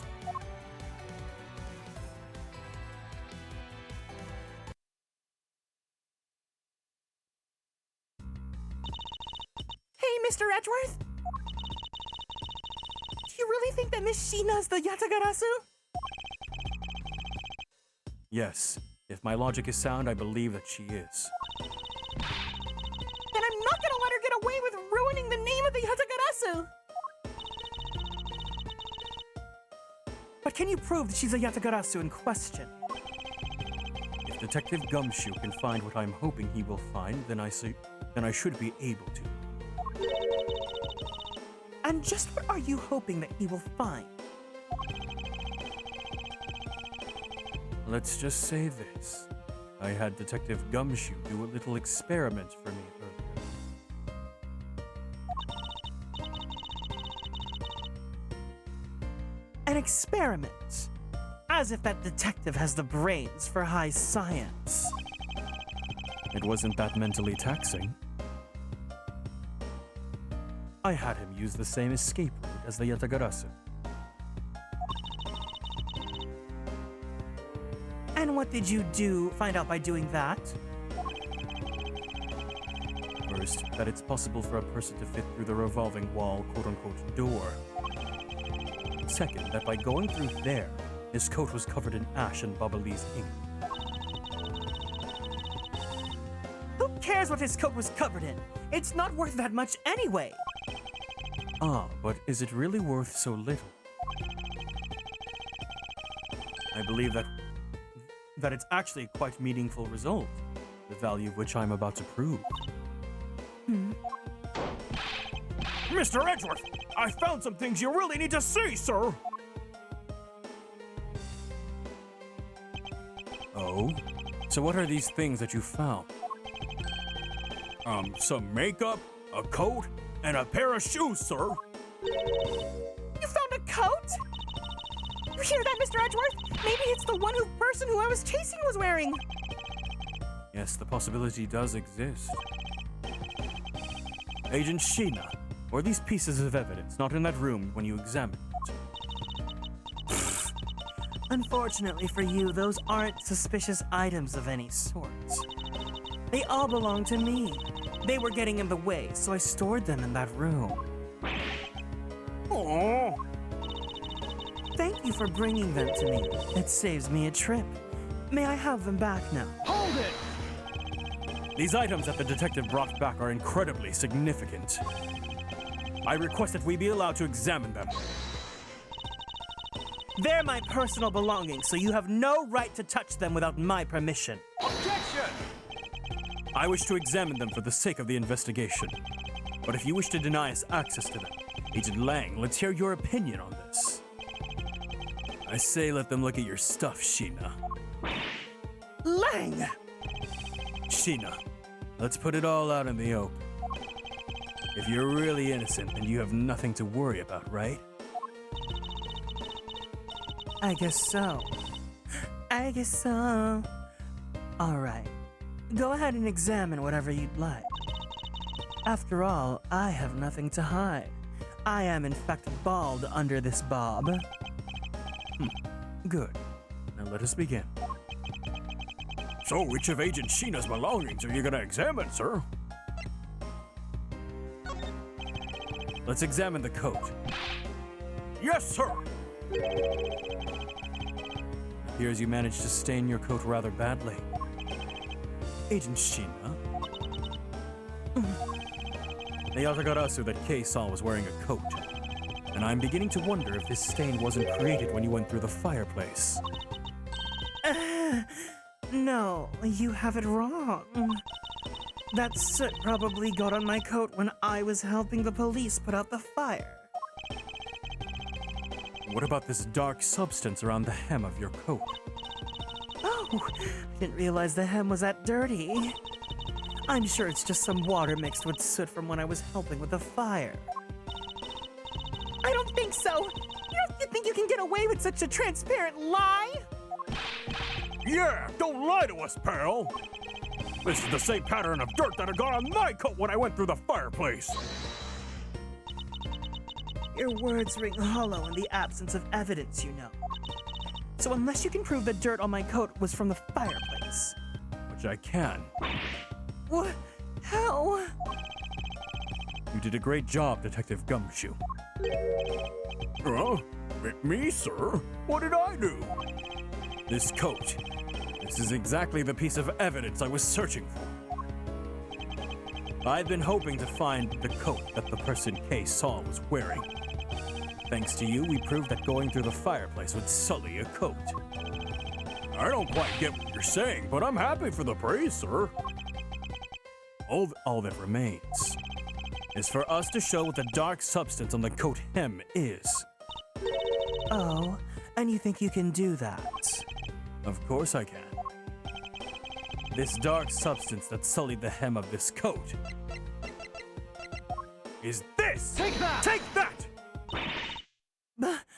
Bubbly's ink. Yes. This is what will prove the coat went through the fireplace. According to Ambassador Poleno, he burned some files in the fireplace this morning. You told us about that already, so I really don't see the point in mentioning it again. My point is that he spilled some ink into the back wall of the fireplace at that time. If the dark substance on that coat turns out to be Bubbly's ink, it would prove that you and this coat went through the revolving fireplace wall. Wait, she threw it back. Sorry to have clipped one of your wings, Yatagarasu, but we're not finished yet. But you have no way of proving whether or not this is Bubbly's ink on the coat hem. Oh, but I do. And I intend to show that this is ink in a few seconds. How? Well, how, why, you ask? Well, since you don't seem to know, allow me to show you. This is how I will prove the dark substance on the coat is Bubbly's ink. I'm gonna model in your coat, Infinity Nikki style. We can find out whether that is Bubbly's ink or not by lighting it on fire. That's how you're going to prove it's Bubbly's ink? Yes. If you could please cut off a section of the dark stained area for me, I'd appreciate it. Because I will show you here and now what the dark substance is. Sheena. I'm sorry to do this, but I'm going to have to cut off a bit of your coat. Go ahead. I wasn't planning to wear it anymore anyway. Now then, if someone could loan me a lighter or something. Oh, I've got lighter in Zenless Zone Zero. I love big beefy men, but I also carry them with me so I can light smoke bombs. Oh, that's good, because I didn't roll him on my account. So if I could have one, Kay, we can get this experiment underway.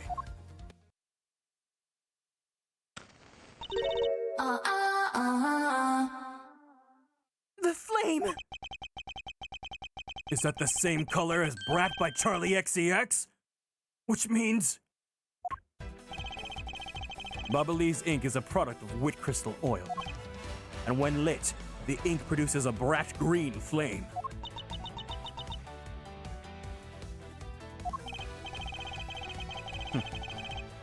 I believe the time has come to clip the Yatagarasu's other wing. Machina! You were... the one who killed my father!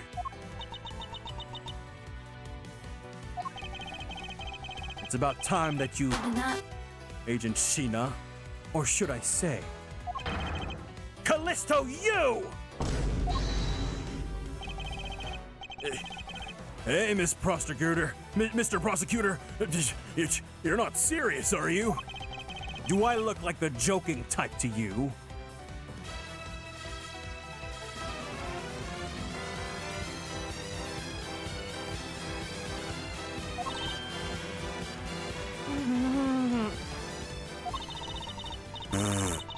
Callisto, you. I've never heard that name before in my life. That manner of speaking and that attitude, you haven't changed a bit in 7 years. You're the defense attorney that killed Mr. Faraday and then tried to frame me for it! Oh, really? And you have proof? You insist that I am this Callisto Hugh woman, but you can't prove it. If you have no proof, then I'm afraid you won't be able to lay a single finger on me. Objection! The raven is a very unique bird, one that flies by the darkness of night. However, the light of dawn has arrived, and it will reveal your true, ugly form to the world. Enough poetry! I want to see some evidence! Do you really have something that can prove that she's Callisto Yu? Oh, I do. It's something that the second Yatagarasu has preserved for us these last 7 years.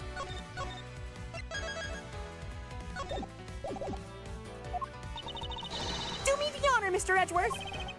I will, for we've finally come to the end. We'll prove her to be Callisto Yu Smell test! with this, and clip this Yatagarasu's wings for good!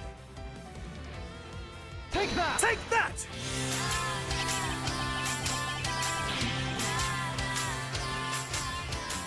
This perfume will prove that you are Callisto Yu. It will. Kay has preserved it perfectly for us. Surely you remember this bottle. This belonged to Miss Yu just before she disappeared 7 years ago. Naturally, this means that a few of her fingerprints are on here as well. This is the bottle of perfume you spilled, which I've preserved in the perfume department ever since! The perfume department? I heard from my father, Bern Faraday, that if stored under the right conditions, a fingerprint can be preserved for decades! Which means that your fingerprints are still on here, every last one! We can clear everything up if you were to compare the prints on this to your own. Now come, Agent Sheena. Will you submit yourself to a fingerprint test?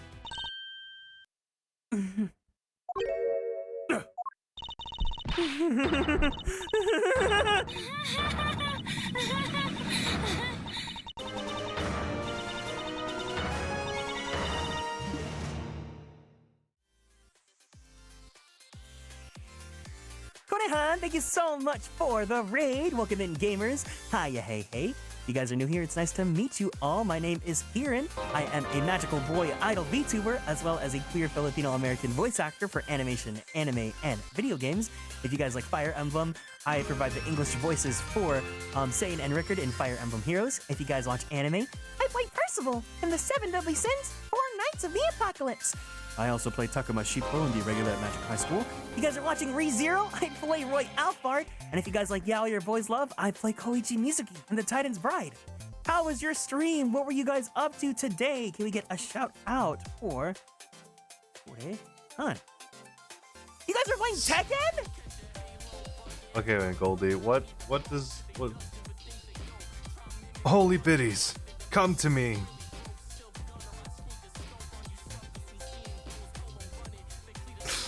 You guys really hate Estelle, huh?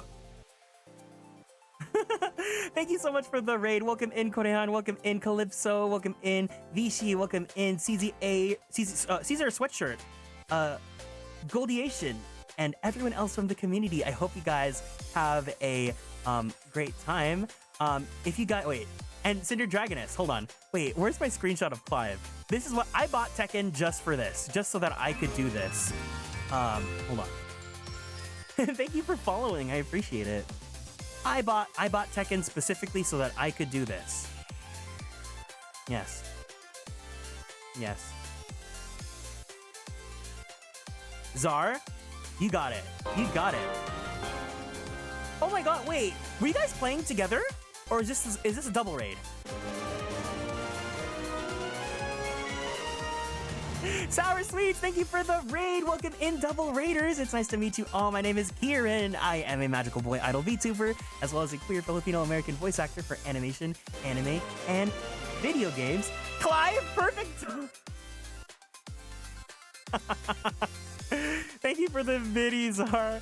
Welcome in, Sour Sweets. Welcome in, Fallen Fury. Welcome in, Aurora. Welcome in, Mina Crow. Welcome in, Love Plays Games. And Aurora and Sierra Kennett and Taros Velen and everyone else from Sweets' community. This isn't the Ace Attorney we thought it was gonna be. We were just raided by another community, so I don't know if you guys were playing together or not, but I was just saying hello to everyone. I have to bounce. I'd love to. No problem. Go do what you gotta do. Go do what you gotta do. I am not good at Tekken, so if we play together, you will absolutely whip my ass, but I will give you shirtless men if you like that. If you don't like that, then I'm sorry. But thank you so much for sharing your community with me. I really hope that you guys had a great time. If anyone from any communities need to go, please make sure you take care of yourselves. Go drink some water. Give yourself a nice stretchy, and don't forget to take your meds if you need to. Otherwise, if you guys want to hang out, we just got to a breakdown in Ace Attorney Investigations. You know, someone's going a little bit hee hee ha ha. So yeah, thank you guys for stopping by.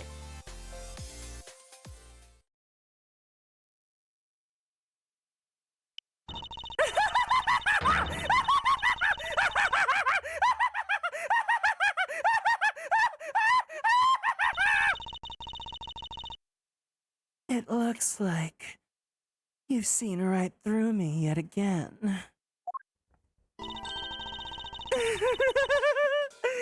You're sending the biggest chill down my spine, Edgeworth. Callisto, you. So you show your true face at last, and your nasty, disgusting onion Bob. This feeling of thrill. What a thrill. In darkness, in silence, through the night. What a thrill. It's even greater than that time 7 years ago. Shayna, you're... Lang, I really enjoyed our days together.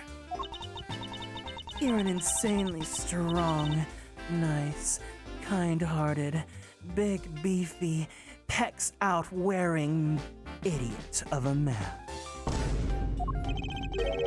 So, you were a spy all along? A mole sent by the smuggling ring I've been chasing after.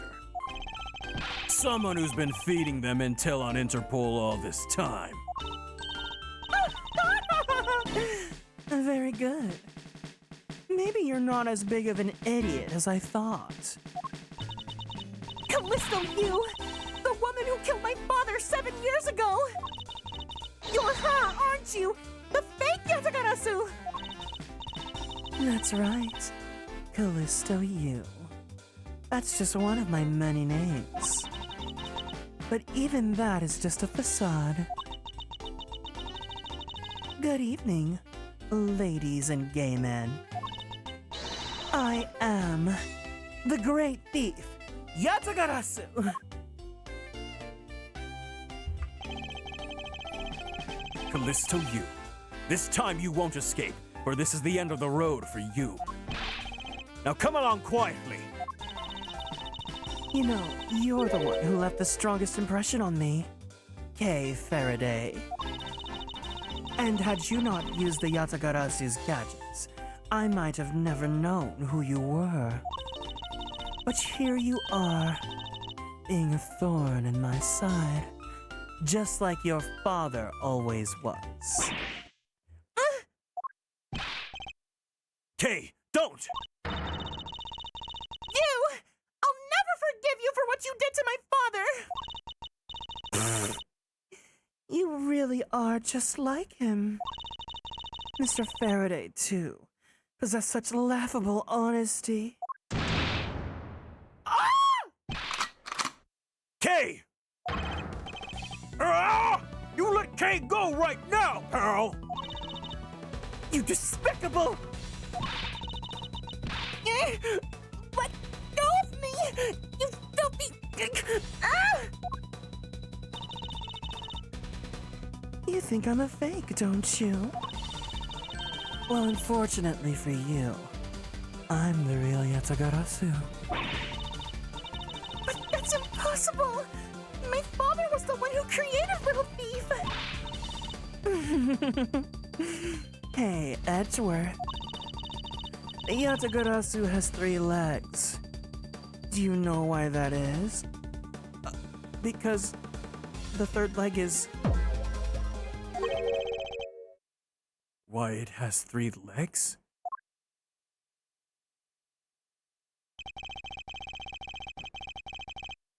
There are the 3 main reasons why the Yatagarasu will always be one step ahead. First, the Yatagarasu always knows the exact location of the target object. Second, the Yatagarasu always knows exactly how to disarm the security system.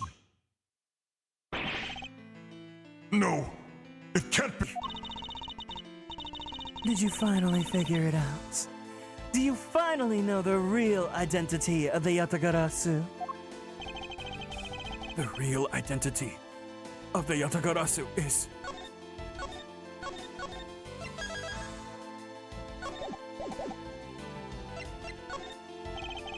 The real identity of the Yatagarasu is neither Bern Faraday nor Callisto Yu. But by the same token, they are also both the real Yatagarasu. How very perceptive of you. No way! The single person known as the Great Thief Yatagarasu never existed. Mr. Edgeworth! No! I refuse to believe this! The Yatagarasu is known to have 3 special skills. Skill number 1. The Yatagarasu always knows the exact location of a target object. And a lawyer would have the opportunity to learn the layout of client corporations. Skill number 2. The Yatagarasu always knows exactly how to disarm the security system. And a good prosecutor would be well versed in the ways of a criminal. And skill number 3. The Yatagarasu doesn't leave a single shred of evidence behind. Ever.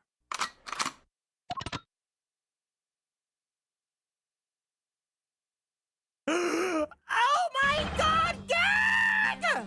Detective Bad! It was only natural for the Yatagarasu to never leave evidence behind. Because the lead detective on the case hid it all away. You're the 3rd member of the Yatagarasu? You're the 3rd leg? You. I've been looking for you in a long time. 7 long years. But I finally got you.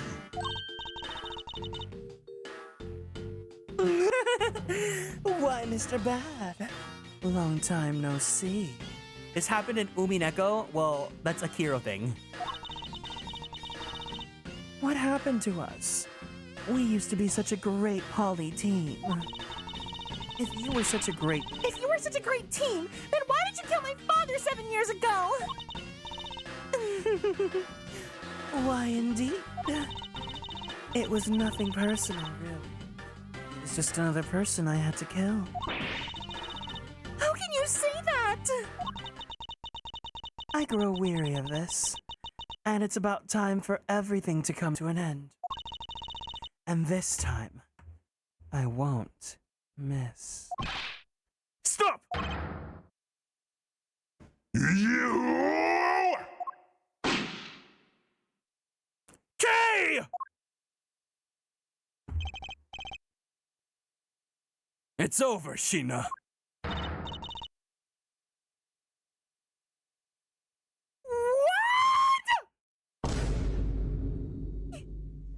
Your leg! Oh my god! Leg!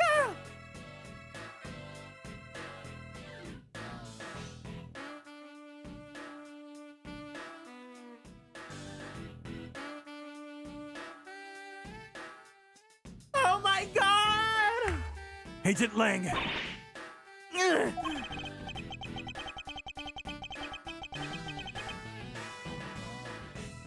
You idiot!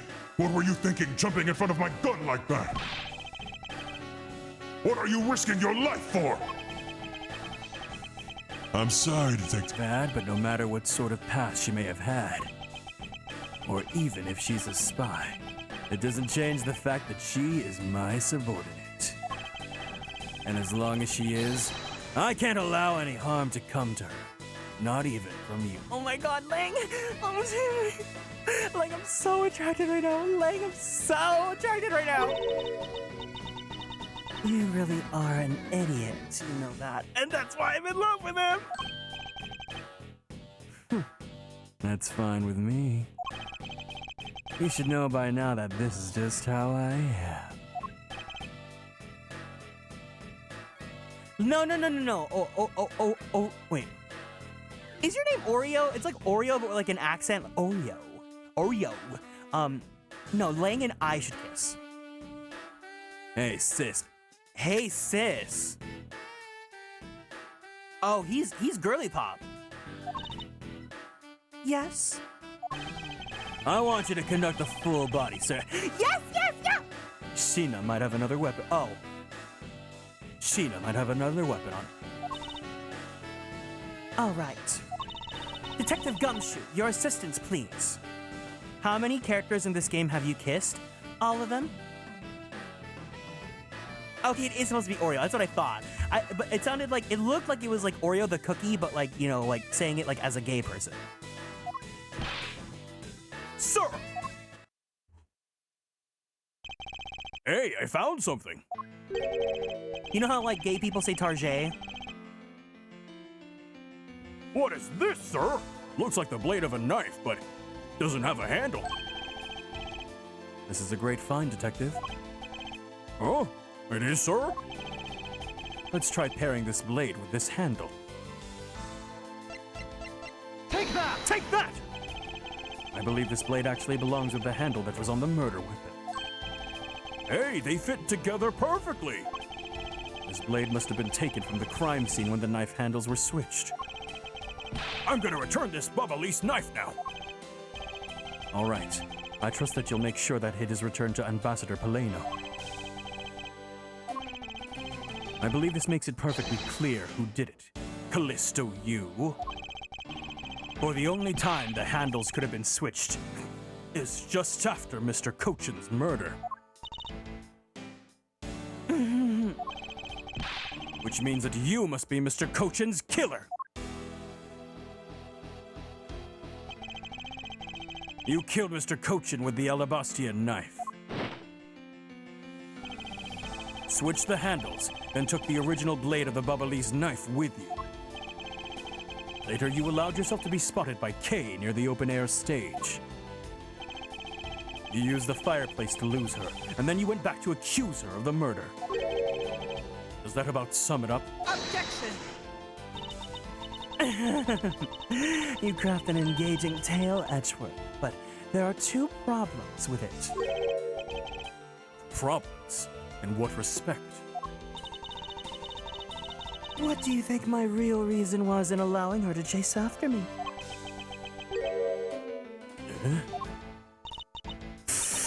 It was all so I could capture Kay Faraday.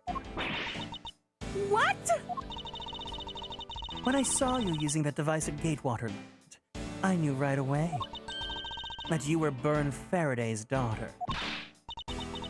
Aha! I became curious, so I researched a little into your background. I became curious, so I researched a little into your background.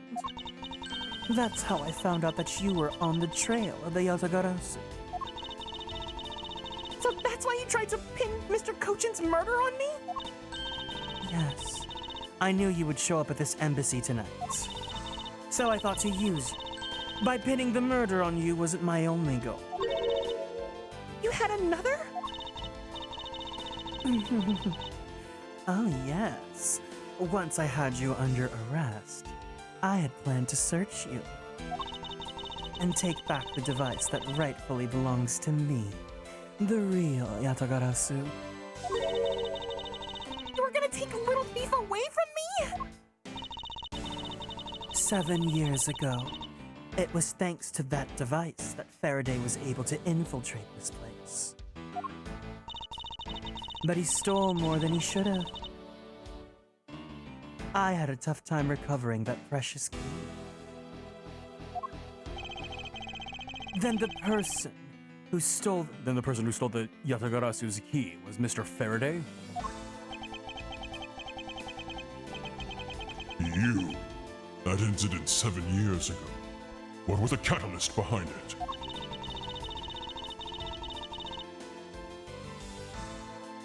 In the eyes of the smuggling ring, the Yatagarasu was becoming a bit of a problem. It wasn't an especially pleasant assignment. And why? Why did you become a member of the Yatagarasu? Why? There is no why. I was destined to betray everyone from the very beginning. That's actually kind of diva. That's kind of diva behavior.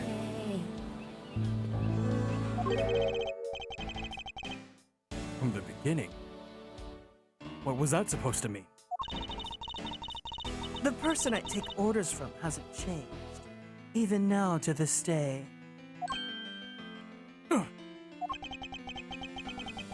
Does this mean that the leader of the smuggling ring wasn't Mr. Kochin? Then, the real ringleader is still out there pulling the strings!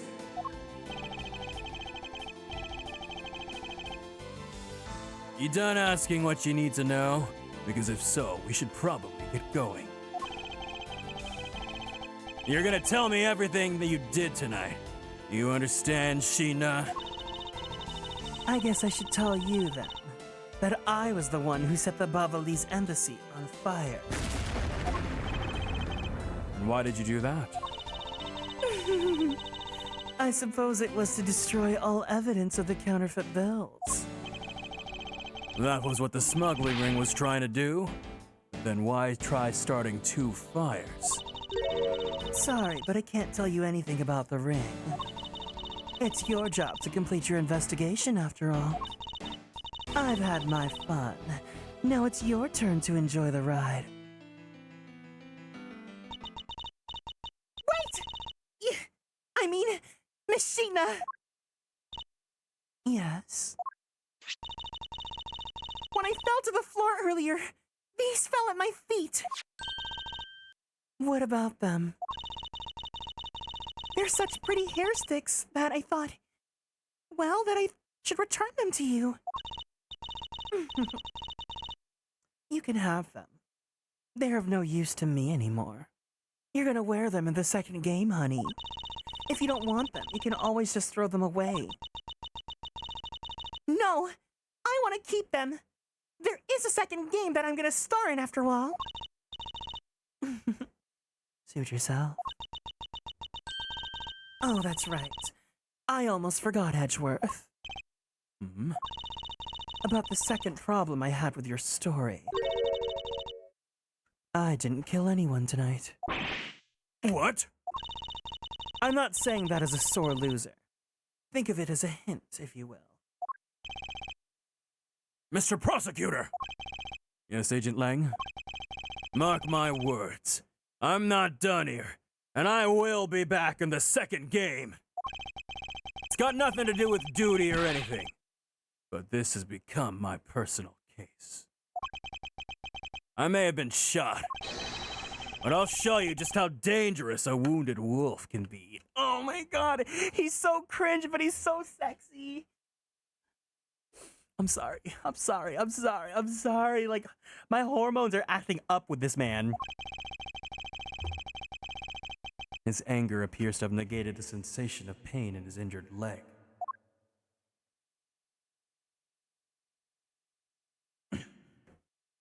He's limping. It's finally over, Kay. I feel like I peered into her heart a little, you know? And it's so cold and dark and incredibly lonely. That's his Alpha Centaur. Oh my god, I'm an Omega! The person who was giving her all these commands. 2010's emo wolf boy. Oh, don't apologize. He can say anything with that physique. The one who thought my father was a problem to be removed. That person is the real ringleader behind the smuggling ring. Mr. Edgeworth, I have a favor to ask. Can you hold on to these hair sticks for me? They're really pretty, just like the ones they were selling for the Gem and Ninja show. But until this case is over, I don't think I can look at them without being overcome. I understand. I'll take good care of them for you. There's a bit of soil stuck on the ends of these sticks. Oh, I guess it's that time already, huh? So it's midnight. The dawn of another day. Hey, Pops, thanks a bunch. You've really done a lot for everyone all these years. Detective Bad, don't tell me today is the day. Yeah, it is. With this, I can retire in peace. Oh my god, it's the day that the DL6 It runs out. It was down to the wire, and we almost didn't make it. But we did it. We solved everything. But that's just it. We haven't solved everything yet. The ringleader of the smuggling ring, you, the Yatagarasu, were chasing after. The legend of that Yatagarasu is now over. Mr. Edgeworth, that bit of logic earlier, it was brilliant. I feel like I can leave it all in your hands. I'm counting on you. Is it really true, Uncle Bad? Were you also part of the Yatagarasu? As I said earlier, Kay, I'm truly sorry. I wanted nothing but a peaceful life for you. Uncle Batty! Hey, don't take it too seriously. It's all just one big joke, right? Unfortunately, it isn't. Oh, come on, sir. She's just yanking on my chain, isn't she, Mr. Edgeworth? Detective Bad. Wait, you're no longer a detective. Mr. Bad, I would like to ask you about the Yatagarasu. Not you too, Mr. Edgeworth. Mr. Edgeworth, here, I should give these back to you. These are... the pages from my KGH case files that the Yatagarasu stole from my office! Huh? Wait, what? Mr. Edgeworth, I must apologize for last night.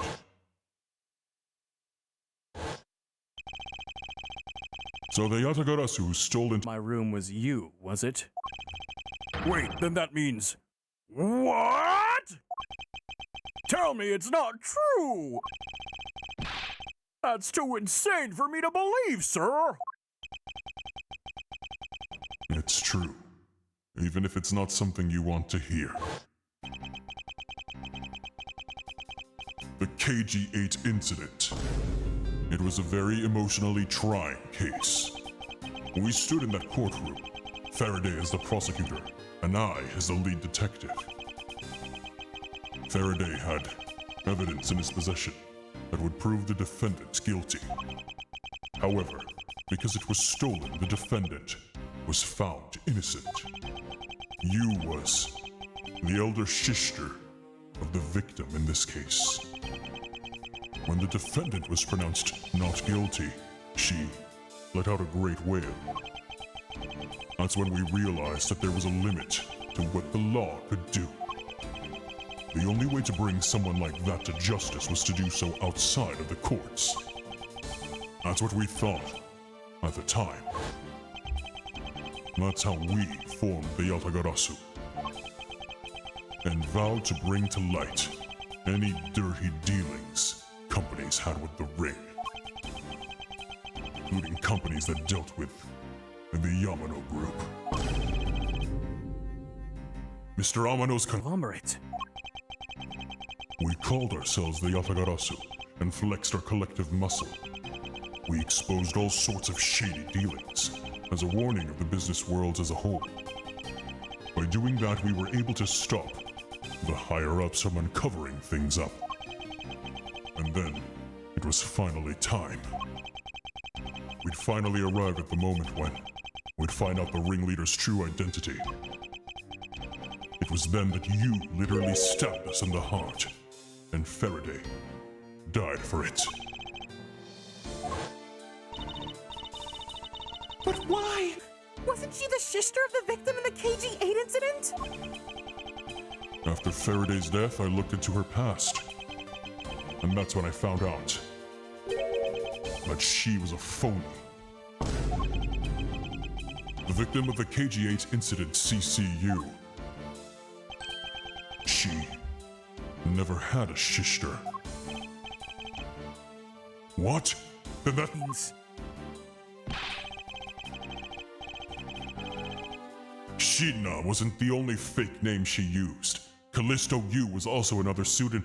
Why are we acting surprised about that? She literally said that.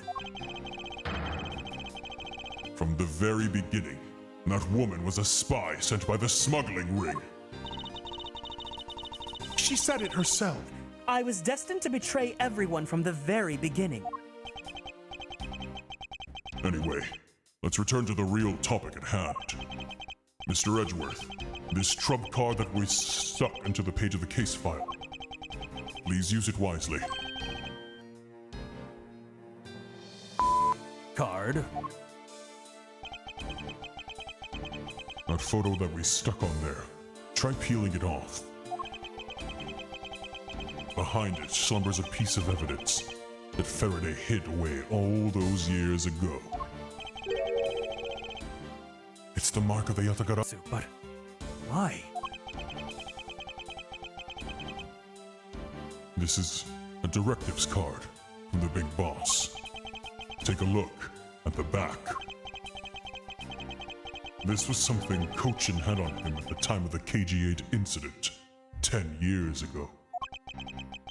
That blood is from the victim of the incident, Miss CCU. But why is the card adorned with the mark of the Yatagarasu? The reason why we called ourselves the Yatagarasu was because of the three-legged raven mark that smuggling ringleader's boss used. Apparently, orders from the boss would come on these cards without fail. The person who received the order was supposed to burn it immediately after reading it. And apparently, it burns a bright green flame when set ablaze. So you mean the cards were written in Babalese ink? The fact that the card had Kochin was sent made it into Faraday's hand at all is nothing short of a miracle. We decided that whenever we stole anything, we would send a card along with it to the police. So that's what those white cards are. The great thief that reused the mark that only those within the ring would know. That was our message to the ringleader, that we were only a few steps behind. And one more thing, Detective Gumshoe. I'm entrusting this to you. What's this, sir? This is what I was talking about earlier. During the KG-8 incident trial, Faraday had this in his possession. This important, definitive piece of evidence. But I thought it was stolen. How do you have it?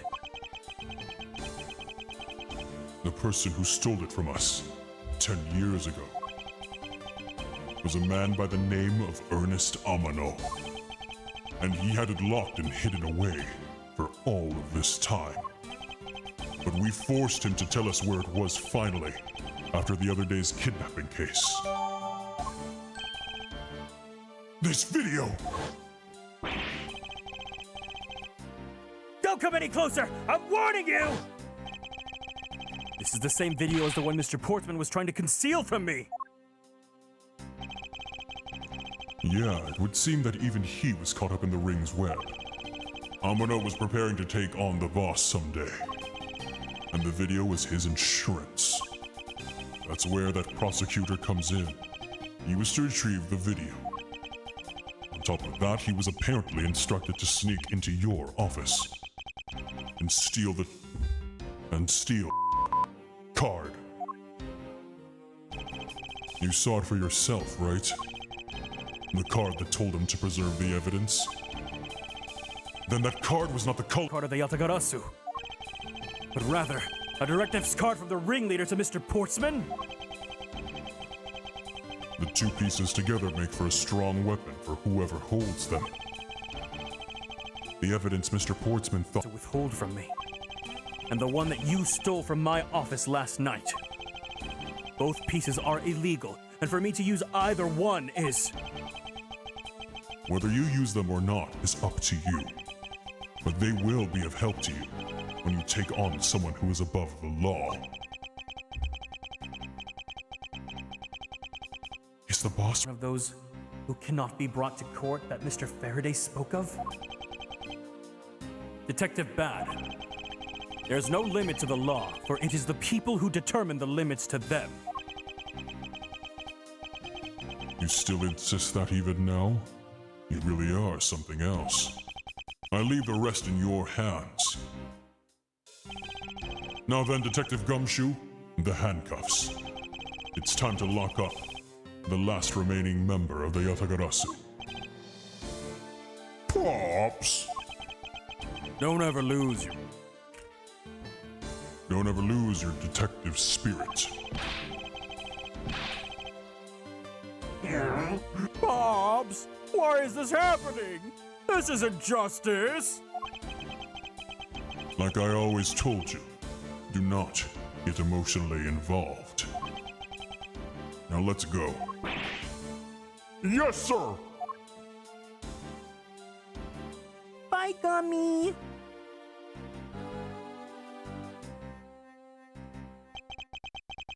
Is this really the end of a legend?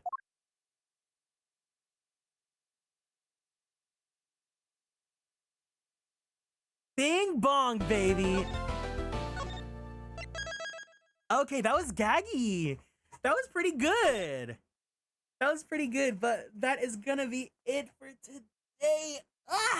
All right. Let's go ahead and switch over to the Zatsudan screen. Wait, let me save my game. I saved my game, right?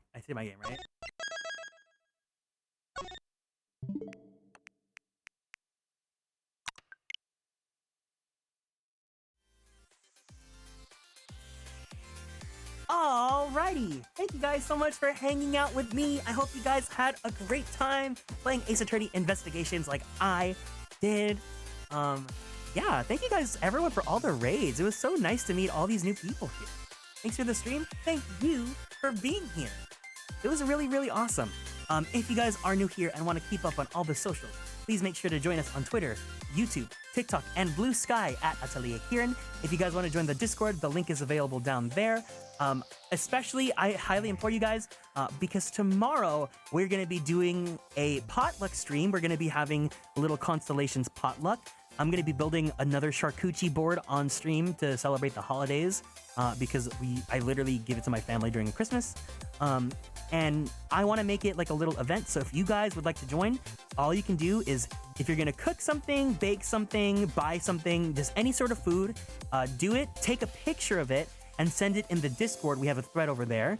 That way we can have like a little community table of all the food that everyone brought over. And we can have some yummy food and eat together and have a good time.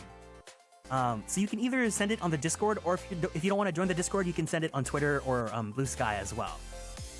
One time I mentioned how my favorite Ace Attorney games are the spin-off games. Ace Attorney Investigations 2, Great Ace Attorney, and surprisingly, Layton vs. Wright. I wish they would release the last one. Layton vs. Wright is the last game. So I have it on 3DS, right? And the only way that I can stream it is if I get my 3DS capture card modded. So I'm either gonna have to do that, or if Layton vs. Wright gets ported over, that would be cool too. But either way, I do want to get my 3DS capture card modded so that I can stream more Pokemon games. I really want to do a girly pop lock for Sun and Moon. If I do that, then we're gonna do it. So I think maybe I'll do like a subathon or something so that we can raise funds and I can afford to get the 3DS capture card modded, because I really, really, really want to play them with you guys. But yeah. So I will see you guys tomorrow for the charcuterie stream. And then also on Thursday, I will be playing Marvel Rivals with Hero. And I don't want to put anything on the schedule on Christmas, but if I do stream on Christmas, let me know if you guys want to play like a party game, if you want to play Mario Party, if you guys want to play,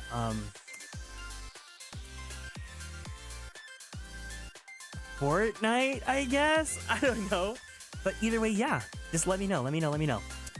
We are gonna go ahead and raid Mr. Cutie Patootie, Sir Alex, who's currently... He's just chatting, but I think he's gonna play my Roblox with his viewers later. So if you guys can, let's go ahead and give him some hey-hey-heys and some blankies and some good old holiday wishes. And yeah. Thanks for the stream. Take care, man. Love you. I love you guys too. Make sure you take care of yourselves. Have a great week. If you guys have work tomorrow, I do too, so I'm gonna be suffering with you. Power through, you guys got this. It'll be Christmas, and then soon it'll be the end of the year, and we'll be partying! But until then, have a great one. Take care of yourselves. Don't forget to take your meds if you need to. Vitamin C, guys. Vitamin C, vitamin C, vitamin C. Everyone's getting sick. Take vitamin C. I love you guys. Otsu Kieran!